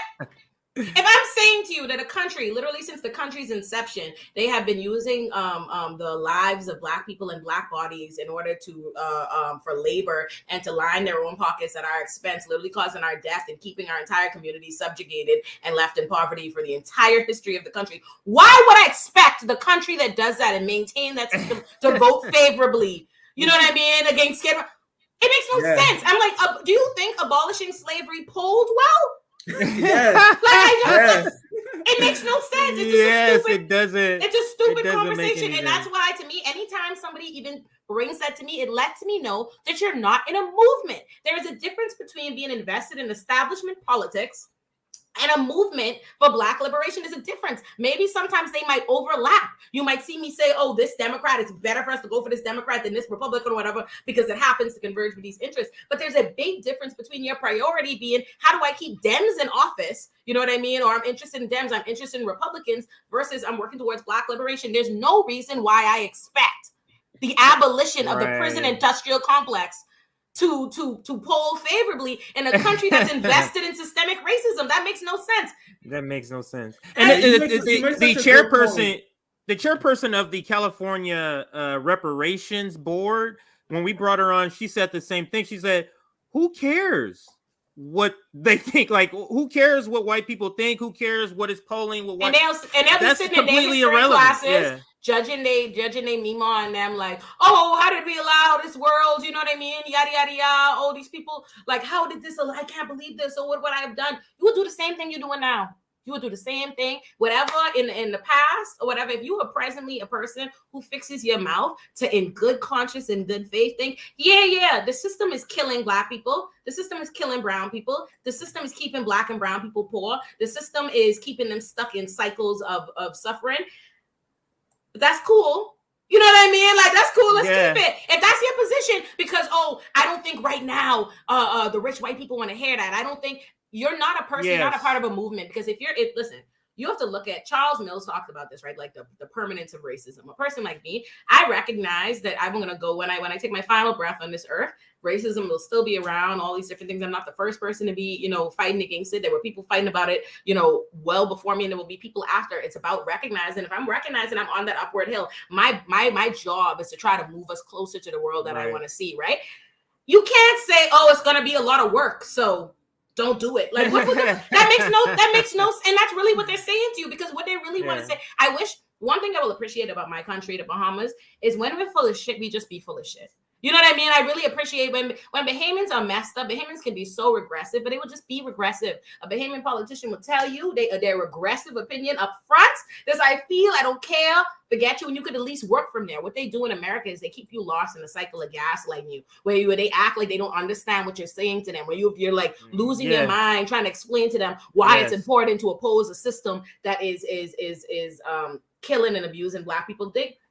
But it's an uphill battle. So I look at it like that. Like, you can't pay them no mind, because their goals are different. I'm trying to keep Black people, like, in my mind, for me, it's like I'm trying to keep Black people out of jail and trying to keep less Black people in jail. And I'm trying to get Black people the resources that they need to avoid these systems in and of themselves. That's what my goal is. Their goal is to keep the exact same Democrats they've been electing the whole time in office, regardless of what they do.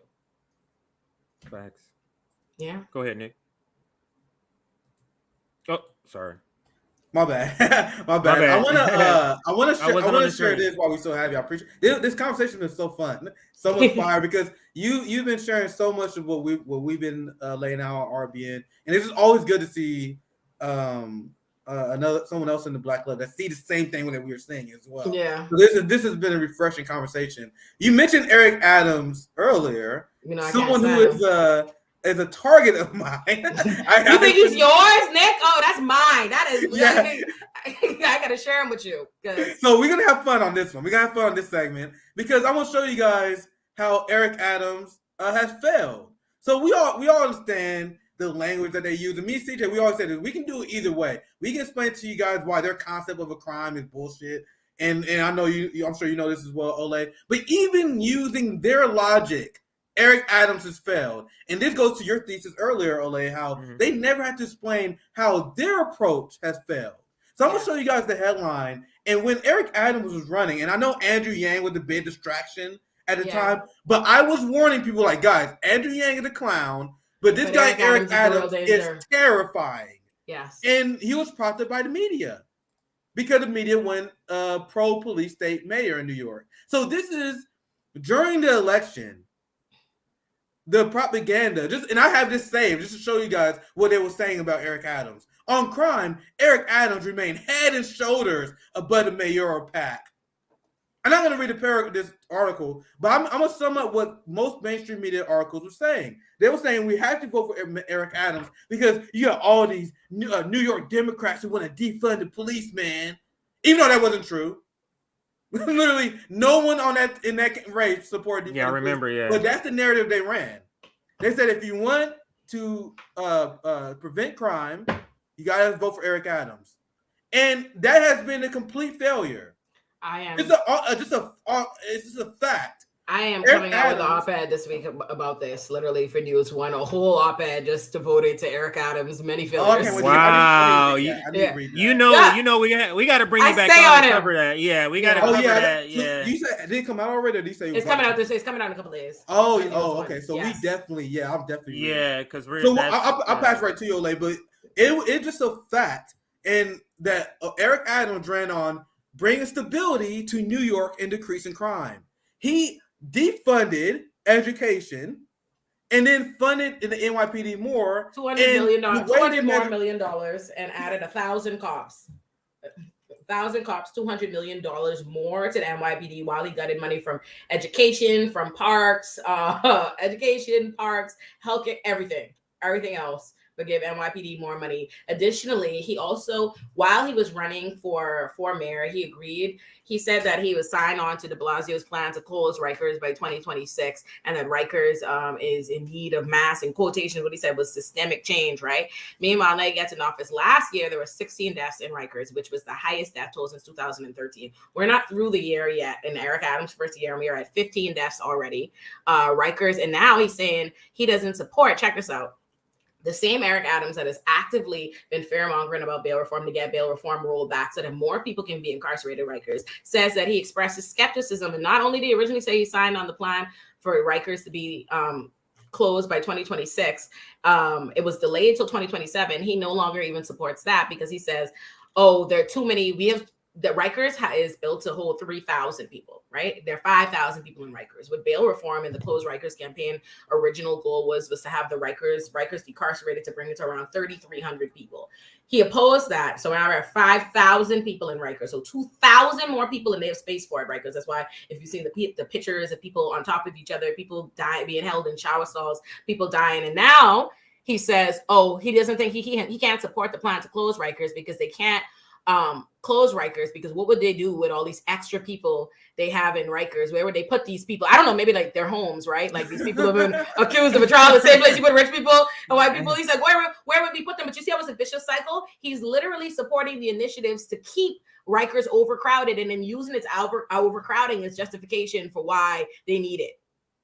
Dude, Eric Adams and these black Democratic mayors are our enemies, guys. And then Lori Lightfoot? My God. Yes, don't get me. Oh, Jesus Christ. When they linked up, I was like, oh my gosh, I'm surprised you didn't just see like an evil bat signal in the sky when they was kicking it. Like, I was like, look at this.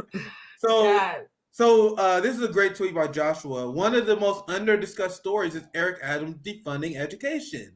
Mm-hmm. After 2 years talking about the evils of defunded police, the NYPD had more money than ever while school budgets were cut.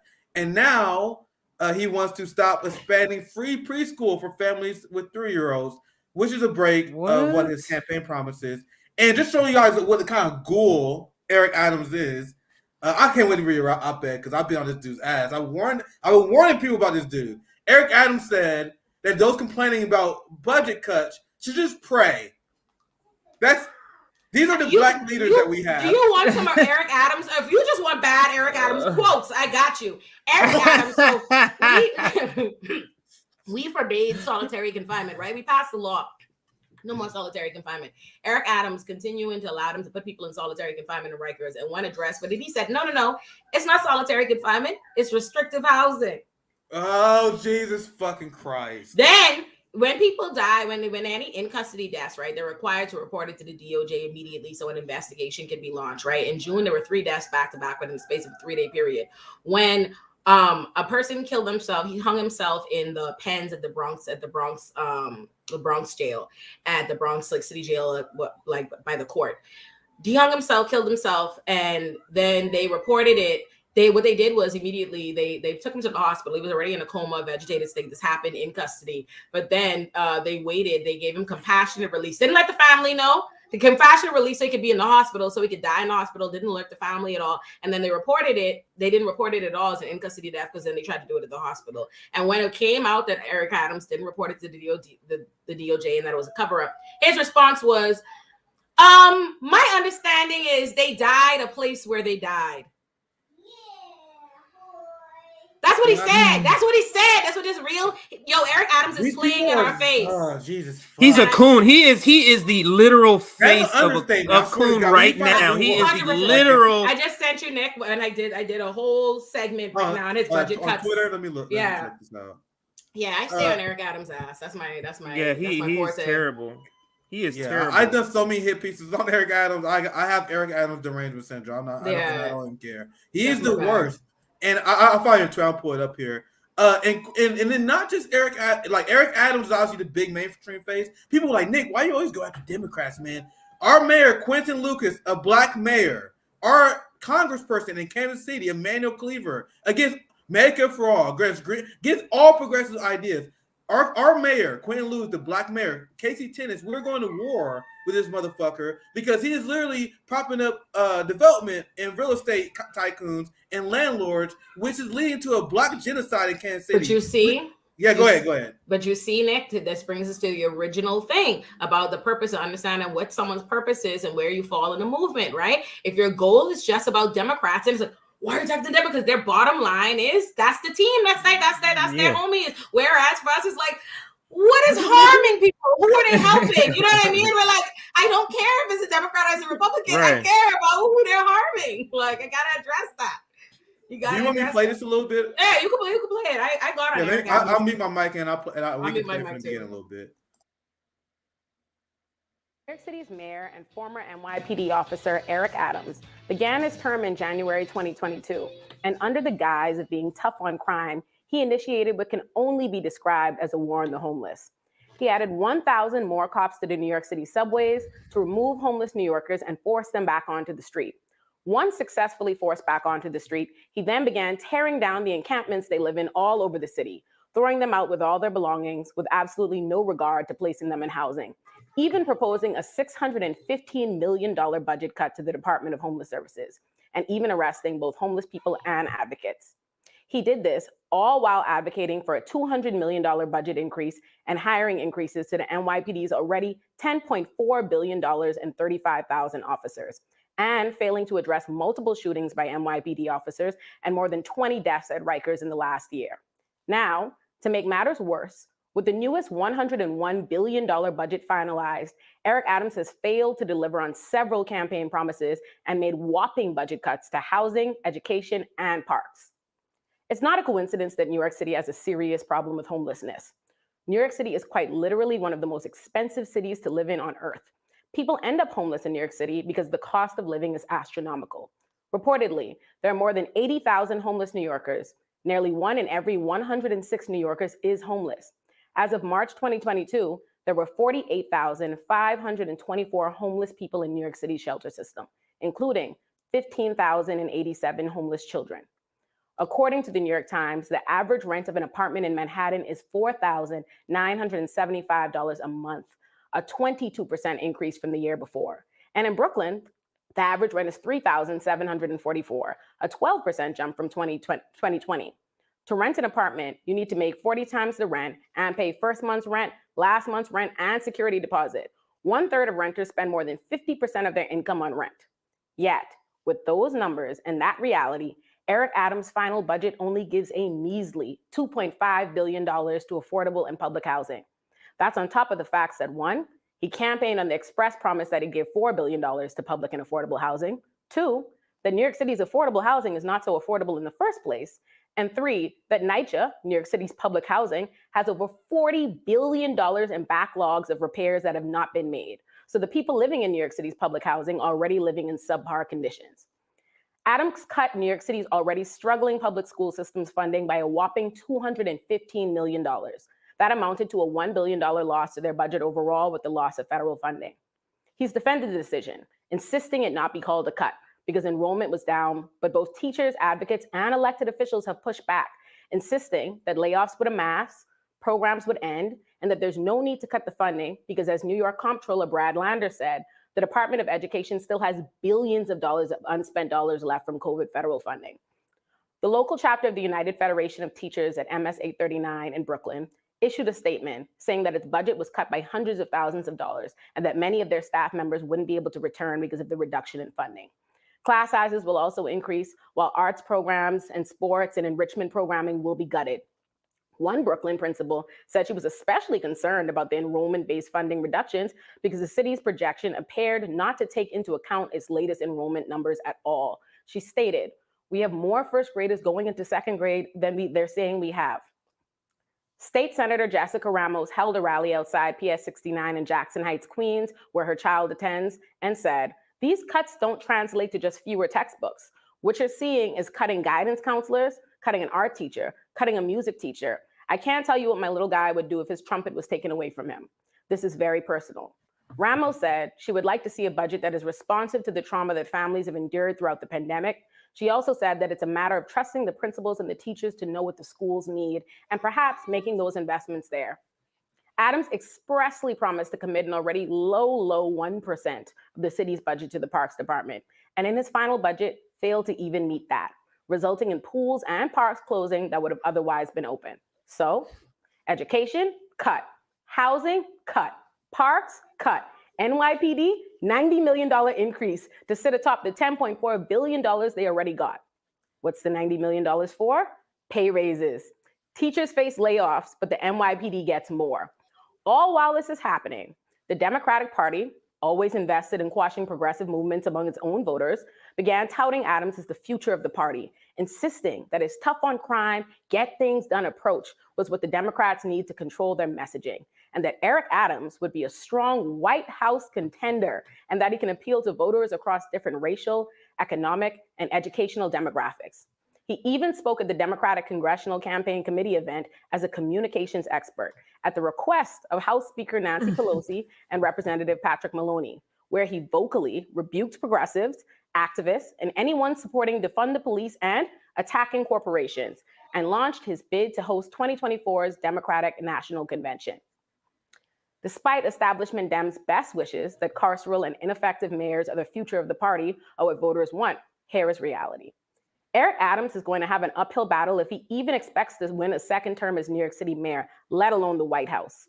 According to Business Insider, just 6 months into his term, Eric Adams has the ghastly low approval rating of 29%. Only 29% of New Yorkers approve of his performance. A whopping 64% gave him negative ratings, stating they do not like the direction he's taking New York City in. Wow. So I just let it play because that was a brilliant I'll pass it to you guys. That was a good take. No, but because that's a great segue to this last part we can add to this discussion, and that's what we're talking about. Now we're talking about parties contributing to the issue we have with the police state. So Ole, I want to read a segment of this and kind of get your feedback. So the title of this is NBC News. Moderates and progressive Democrats strike a deal on policing bills ahead of a midterm election. And this kind of speaks to, just to set the foundation of it, it speaks to what the conversation was earlier with Cenk or Anna saying it's going to hurt the Democrats, so we can't really do this right now. So that's what this article is about. But let me read the first two paragraphs. The House will vote on legislation. Now, this article is a few days old, so they've already voted on this, but the House will vote on legislation Thursday helping vulnerable Democrats blunt GOP attacks that they want to defund and are soft on crime. So like I can just stop there in the first sentence, first 2 or 3 sentences. They're saying right here, the House will vote on legislation Thursday helping vulnerable Democrats blunt GOP attacks that they want to defund the police and are soft on crime. Do you like how it's never about the people?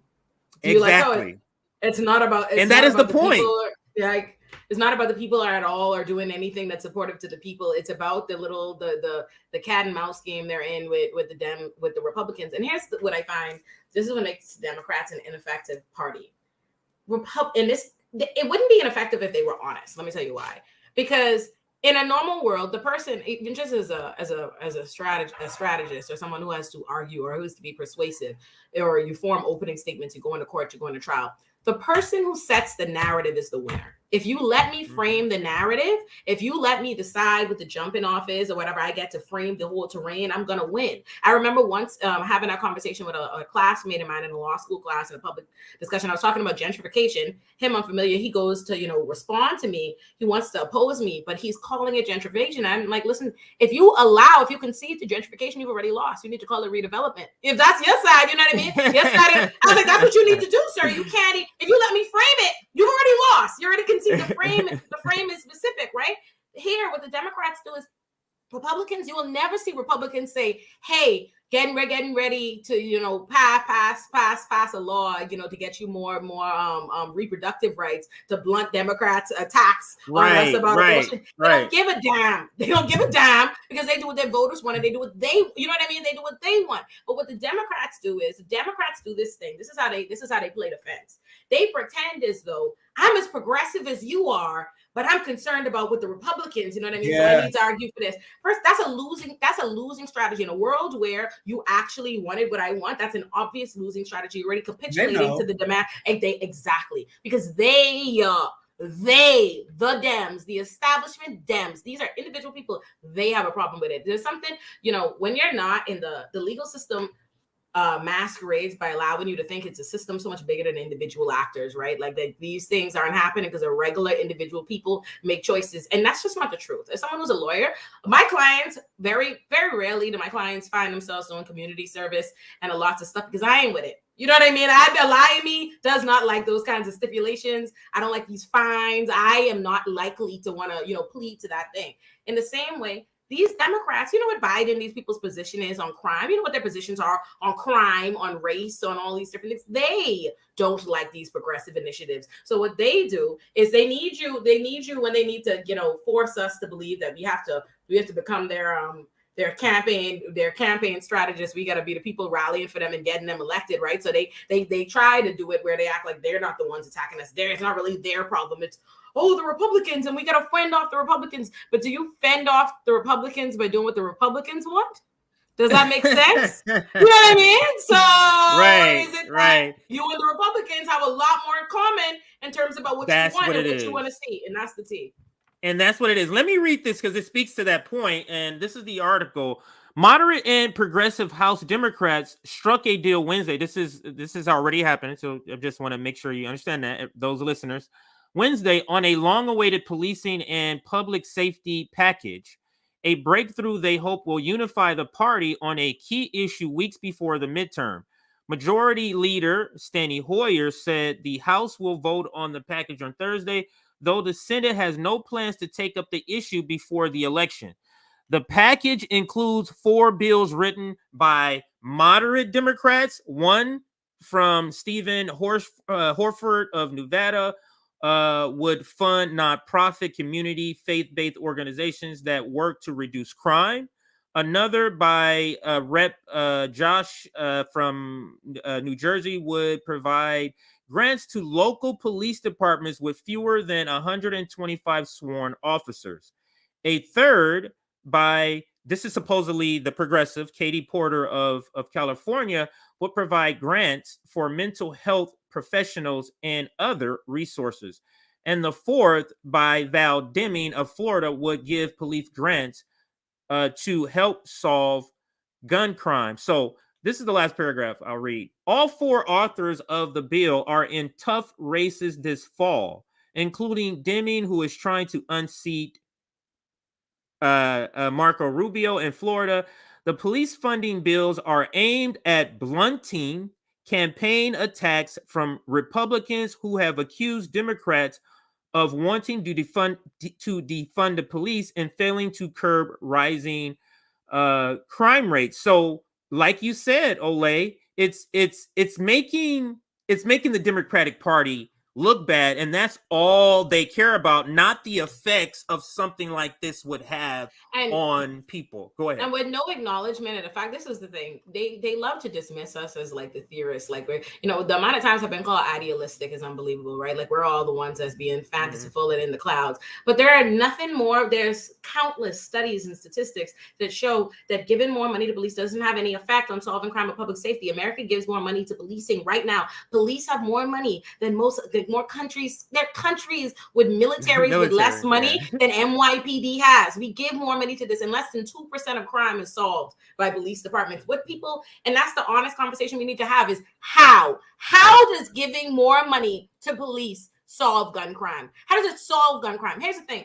And also, not only do police not solve crime or prevent crime, but police, even in theory, even at their best, even if police work the way they want them to work, they still only respond to crime. Right. So the presence, they only respond to crime. You showing me all these sensational stories has nothing to do with how we got there. That's just the reality of it. I'm like, listen, you don't think it's more likely we have all this gun crime? Could it also be that America is one of the largest manufacturers of guns in the world? Could it be that? Could it be the wholesale access to guns being manufactured all through the country? Could it be the love and enamoration and all this worship y'all do around the Second Amendment? Could it do the way that y'all make guns inherent to white culture and white people with their guns and everything? Right. Could any of those things have anything to do with gun crime? But no, it's like, oh, let's give more money to the police. And let's also make the sense. Let's give more money to the police to do what, right? They're ready to be armed. We have a police state. We have a police state with police that are armed and with militarized weapons to go throughout our communities. So your answer to gun crime or to violence or the presence of these things is to continue to put out a militarized police force with weapons. Could we? Doesn't make any sense. It just doesn't make any sense. Doesn't make any sense. Like, it doesn't, and that's why they don't want to have an interrogation as to why. That's my thing. It's like having alarmist conversations inherently prevents an interrogation is how we got here. That's why they love, because it requires less work. If you just end a conversation with people are just bad, you know what I mean? And like, that's what people have those conversations with me all the time. It's like asking. If you, at the end of the day, if I have a problem, if you don't want to have a problem anymore, you have to address the problem. You have to figure out how you got the problem. It's not about whether or not I like it. People also want to have a conversation about who deserves. Is this person bad? Is this person good? How do I feel about it? What my emotional response? And none of that shit has anything to do with preventing this thing from happening again. At the end of the day, I have clients all the time. It's not about whether or not I like him, dislike him, whether I would do it if I was him. It's about understanding how my client got there in front of me. You know what I mean? And how do we prevent this from happening again? And that interrogation has to happen no matter how you emotionally feel. But they take that out of things by just convincing there are just these bad people. There's nothing that could be done. So abuse them. And in the world, and you know what's interesting? Someone made this point. I can't remember if it was like on a media thing I was talking to, or it was a private conversation I was having at some point this week. So, but I had a talk with somebody that said, we need to start having these gentle parenting white folk come and talk about policing and crime. And she said that, and that was a beautiful. I was like, that's an actual excellent point. Because they get it. They get that is not an effective way to educate anybody or to get a certain response from people on anything. It's just not. It's just not the way you go about getting anything. I'm like, you think somebody's bad, at the end of the day, the same way I said, I want people to be more receptive. When I would go on the Young Turks, I go on these places, I want their audience to be more receptive to my message or what I'm saying about abolition. So I don't talk to them. I don't come at them with necessarily what is my sincerest thought process about, you know, these guys. We'll come at it like, how do I understand? What are they going to be more amenable? You know what I mean? Let me acknowledge where this would sound this way to you. And I think about it that way. In the same breath, there are going to be people in this world, if you don't like me, if you want to get something from me, the approach is not going to be to come to me and be like, I can't stand your black ass. You the worst. You a demon. Right. I know you ain't shit we could do about you. Then I'm like, Oh, well, I'm about to be on worse time than I was already on. If you vilify people, if you treat them like that, if you tell them that they're lusty, what do you expect to get from them? Like, what do you expect? You get a lot. I can honestly, as someone who's represented over 1,000 people, I have really positive relationships with most of my clients. Like when I complain about the stresses of being a public defender, it's very rarely my clients. It's always some other politics or something. It's very rarely me and my clients see eye to eye. You know what I mean? I get them. I know where they're coming from, because a lot of what my role in it is just recognize. I'm not here to judge them or to get into this analysis of how I feel about you personally or whatever. It's about assessing the situation, how you got there, you know, and how we could avoid these different circumstances, and like validating how that happened. Because there's always a how. There's always a how. Whether or not you acted this way or you did that, there's a reason why, but they don't interrogate that. And I think that's a lot of the problems that we have, is they create this conversation around just fuck them. Just immediately, just fuck them. Oh, that's why they have so many intentional gatekeeping things and conversations. Yeah. That's why they make the violent crime, non-violent crime distinction. So you could just completely throw away people. Never mind the fact that violent crime is a legal definition. It doesn't actually have anything to do about whether or not there was any violence or anybody was harmed. But if people get on board, people co-sign the idea that there's certain people that don't deserve their analysis. They don't deserve that forgiveness. They don't deserve only these people. Then that inherently leaves the system in place. It's validating and legitimizing the system, because it says, no. It doesn't matter all the evil atrocities that the system does and all these different things. That's good. It's just a couple of people. We don't like that it happened to Khalif, but do it to the other 2 million people, you know? And that's the thing about this cycle. But American culture that's ingrained. That sort of outlook has been ingrained, because you have to think of the history of the United States. They landed here, and the white population that wasn't part of the ruling class had to be fine with the killing of all the indigenous people, and then they had to be fine with all the enslaved Africans. So there's always been this creation and sub-white culture that separates themselves from those people, even though they're not gonna, like, most white people are like, if you're a racist, most racists don't even come encounter black people, but they're racist based off of what? They're racist based off of something else, not actual encounters with actual people of color. I know we've been going long, and I know I can keep going, so we're gonna be winding down. Go ahead, Nick. Yeah, go ahead. Yeah, I was just about to say, we appreciate, like, you've been very generous for your time. Yeah, let's do some super chats, and we can wrap at 2 hours. I don't know if you want to say on CJ, but let's read some super chats, and we can get you out here. There was a great conversation. Thank you for $2. With our eyes wide, are we talking about Gotham City or New York City? Always great super chats from our friend there. Thank you for the support. Beefer, that's the super sticker, the 999. I'll just read all three of yours. I saw you sent inspirational convo. Thank you for all three of these super chats. They're speaking up about policing make y'all more afraid of the police. I saw what they did to people in Ferguson, and me and CJ talk about this. I'd rather be paranoid than be unprepared. I'm not surprised at anything that this state. But it is a reflexive sort of response to see a police officer. It is a reflective thing for me, and I think for a lot of black people, maybe black men, maybe more so, but it's a reflexive. It's like, I don't see a cop and go, oh, I feel like I'm going to be safe around here. It's literally the opposite. Like, if the cop's not there and there's literally a crime and fight, I feel more safe that the cop is not there. Literally. Yeah. And that's the experience of black people. A lot of black people. Go ahead. For me, because this is a conversation I feel like I have a lot, because my mommy, when I initially, started kind of doing this work in the larger like media advocacy, my mother was every day having a stroke. My mother is worried. She's only just stopped being in a constant worry about my safety. And I have friends, especially my black male friends. I have a lot of close black male friends, and they'll call me like, "Hey, you was really spitting. Relax. They're gonna, you know what I mean? Like, you was really, you was saying what we would have, but I was, I have a lot of friends that are really concerned about the safety assessment of it. But for me, this is just who I am, right or wrong. I'm just not a scary person. Fear is not much in particular. That's just not an emotion I'm much about. I have anxiety, but I'm not much afraid. And I think I always recognize, I'm privileged in so many, and there are so many Black people before us currently that have been killed, that become political prisoners, that don't even have the benefit of being able to be in a space where they could speak up, where they could say these things. So I recognize so much privilege in even being able to say the things that I'm saying and advocate for the things I wanted to get into these spaces. And to me, that's more important. Ultimately, it's like, I'm not actually, whether or not I should be, I know it's a real consideration. I've told a story on Twitter once. A court officer attacked me, actually earlier this year. A court officer attacked me in court, and logically I really can't think of any other reason other than they have a pre-existing, you know what I mean, thought process or feeling about me because of whatever I do, or the work I do, the advocacy I do outside of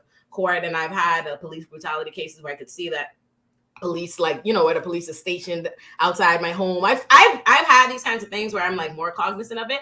But ultimately, I just think I have to use, there's a certain privilege that I have, and I'm aware of it, right? Even as a woman, as being as a lawyer, being this is a certain way that even if I go to interact with the police respond to me differently than they do the rest of the people living in my own neighborhood. And I see that in the bodega. And I've just always been the kind of person that I'm going to speak up. If something ain't right to me, like, I'm going to speak up for it. And this is just too not right for me to not say anything. So does it make me more afraid of them? I look at the police as the police has always been, the police is a force that's there to oppose and to subjugate Black people yes. Like me, period. They were always that. So, you know, it makes me I'm more aware. I'm aware of it, but it's like, I got to say what I got to do regardless. Yeah, well said. Thank you for the $5. And Rive, I know where Cenk grew up well, and I'm sure he barely ran into cops or Black people. He has no experience. He has a lot of experience yelling at Black airport workers. I know that's for them for. I don't know if you guys saw that video of Cenk Uygur melting down at the airport. Here it no, is. It looks like she hasn't seen it. The look on her face. I don't play the whole thing. I'm gonna play only just a few seconds of it because it's so cringe. This is not how someone who's an ally of workers speaks to other workers, by the way. So anyway, I'll play just a little bit. 3 hours, and American Airlines sucks. They decided, for whatever reason, to screw everybody on this flight. Supervisor, you at least got to be honest. Is there a flight? Is there a plane? You got to be honest. Is there a plane? Is there a plane? Where's the plane? Where's the plane? Is there a plane? Where is it? Where's the plane? You know, but listen, if we just sit here and take it, they'd have us here until 6 in the morning, and then they'd fuck us even harder, okay? So I need to, you're a supervisor, aren't you? Where's the plane? Sorry, I'm not going to answer your question. No, I know, because I've been here for 4 hours. Don't give me this. Where's the plane? Here, I got a question for you. When did you make the decision that we weren't going to have a plane? When did you make that decision? Who made the decision? Who made the decision that we weren't? It's funny to you, right? It's not funny to us. Who made the decision? Who made the decision? Who made it? Well, who is it? That's what I'm asking. Whose fault is it? Whose fault is it? To do your job, and someone came to you and said, "Sir, we gonna be all right. We gonna be all right." Stop for now. Bullshit. So I'm not gonna put the whole thing. It's literally 3 minutes. I would have lost that job that day. I tell you that right now. All I'm saying is I feel like that person would have a problem being Rikers. Like, you know what I mean? For an extended period, you know what I mean? In 4 hours, like, I'm away stressing you out. Like, imagine you get arrested for some bullshit, a traffic infraction, then you gotta wait 18 to 21 hours before you even get arraigned. And now they slap a fine on you, and now you're stuck in Rikers. I'm just saying, there are worse oppressions. So that's one of the videos you see. You should immediately lose respect for that guy for that, because I work in customer service. I know what it's like. And by the way, that story has a good ending because the plane later arrives after Cenk's meltdown, and then they won't let him board the plane. Just let you guys know. So that's just hilarious. Thank you for the $10. Worker power. That's called worker power. I didn't want to play that long. I only played maybe like 30, 40 seconds, but it's literally 3 minutes of unbearable melting down. So the good Wow. ending is they said, "Hey, kick rocks." When the plane got there, they're like, "Get the fuck out of here." In my mind, all I know is they would never let. I could never my immigrant self be in the airport making no noise in the U.S. That's a great point. I'd be lucky if they send me back to the Bahamas. Like if that's a great point. That's a great point. Imagine one of us doing that. No, you get arrested and charged with terroristic threats. Oh yeah. 100%. Who is Rainer Shia on the podcast? Shay, I'm always bad with names. I don't know either. I don't know this. I could always consider it. Thank you for the 10. Yeah, Alex, we'll look her up. I'm sure maybe we'll recognize her when we look her up. Yeah, I'm asking this last question. We can wrap, or I don't know if you want to stay on a little bit longer, CJ. I got to wrap. But, no, I'm gonna wrap. Yeah. Olayemi, Perry said, "How can we support you?" So that's a good way to wrap up. Where can they find you? Where can they support you? At Miss Olurin on everything, on all my social media, MSOLURIN. Right now, I publish Olurinati is my Substack. It's my baby. I would subscribe to Olurinati. That would make me happy. I come out with an essay every month. I'm going to come out with my newest essay within the next couple of days before the month's end. So that's my latest. What's the name of that again? Can you say Olurinati? Olurinati. Olurinati. Okay. Yeah, I go crazy, right? I know, right? One of my followers said to me, and I was like, "That's so wavy." I was like, "Oh, I gotta do it." I love it. Olurinati. Yeah, that's based. Awesome. That's based. So anyway, and also where anywhere else any sort of activism, any support, any organization you want to shout out that anybody can support or anything like that? Honestly, bail funds right now off the top of the dome. I would like you to look into Lakeith Smith's case. Lakeith Smith he was 15 when he was incarcerated on felony murder. They charged him. The police killed his friend, his 15-year-old friend. They were accused of committing breaking into a robbery, and the police shot and killed his friend, and then they put him in jail for life for felony murder. And I would encourage people to look out for his case right now because he's still inside and his people are fighting on that. So that bail funds, Envision Freedom Fund in New York City right now supporting and solid. I would push back about the bail reform propaganda that's happening around the Pretrial Fairness Act in Chicago. There is no purge law. And right now in California, they have a thing called the Mandela Act that would limit the way solitary confinement has been used to abuse people incarcerated in California prisoners. It is already on the desk of Newsom. It actually, believe it or not, it went through unanimously without any edit. So all Newsom has to do is sign it and that will go into effect. So that's what I would encourage y'all to do right now. Absolutely. Well, thank you so much for this opportunity. And because you have your other piece is going to be dropped, you said next week sometime? This week sometime. I will send it to y'all this week. In a minute. Yeah, yes. And then we of course will schedule something with you to hopefully be able to schedule you to come back on and talk about that, because this is something police reform, the police state, the military state, those are items that we heavily cover here at RBN. Anything else, Nick, before I put Ole in the back? I have nothing else. I have nothing else. Just make sure you guys check it out. Check us out on RBN Live. We upload every day. So thank you, y'all. Thank y'all for having me. Great conversation. Thank you. Yeah, and then as far as us, thank you for those who have been contributing to the JB fundraiser. I just want to make sure I shout that out before we leave, Nick.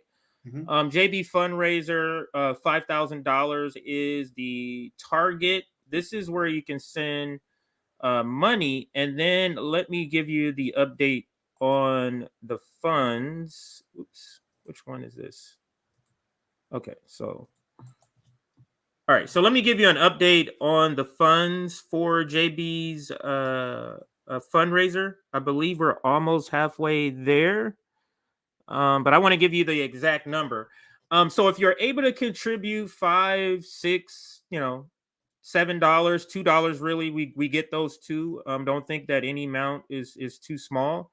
All of this, when put together, equals help for JB. So let me play actually his video, the amount, and here is the graphic where you could donate. Also has some of the same information, the Venmo and everything. But let me read the caption along the side here. Along the side, it says JB. Oh, it says almost halfway, $2,355 of the $5,000 we've already raised. So we're almost halfway. And then this is the thank you video that JB made.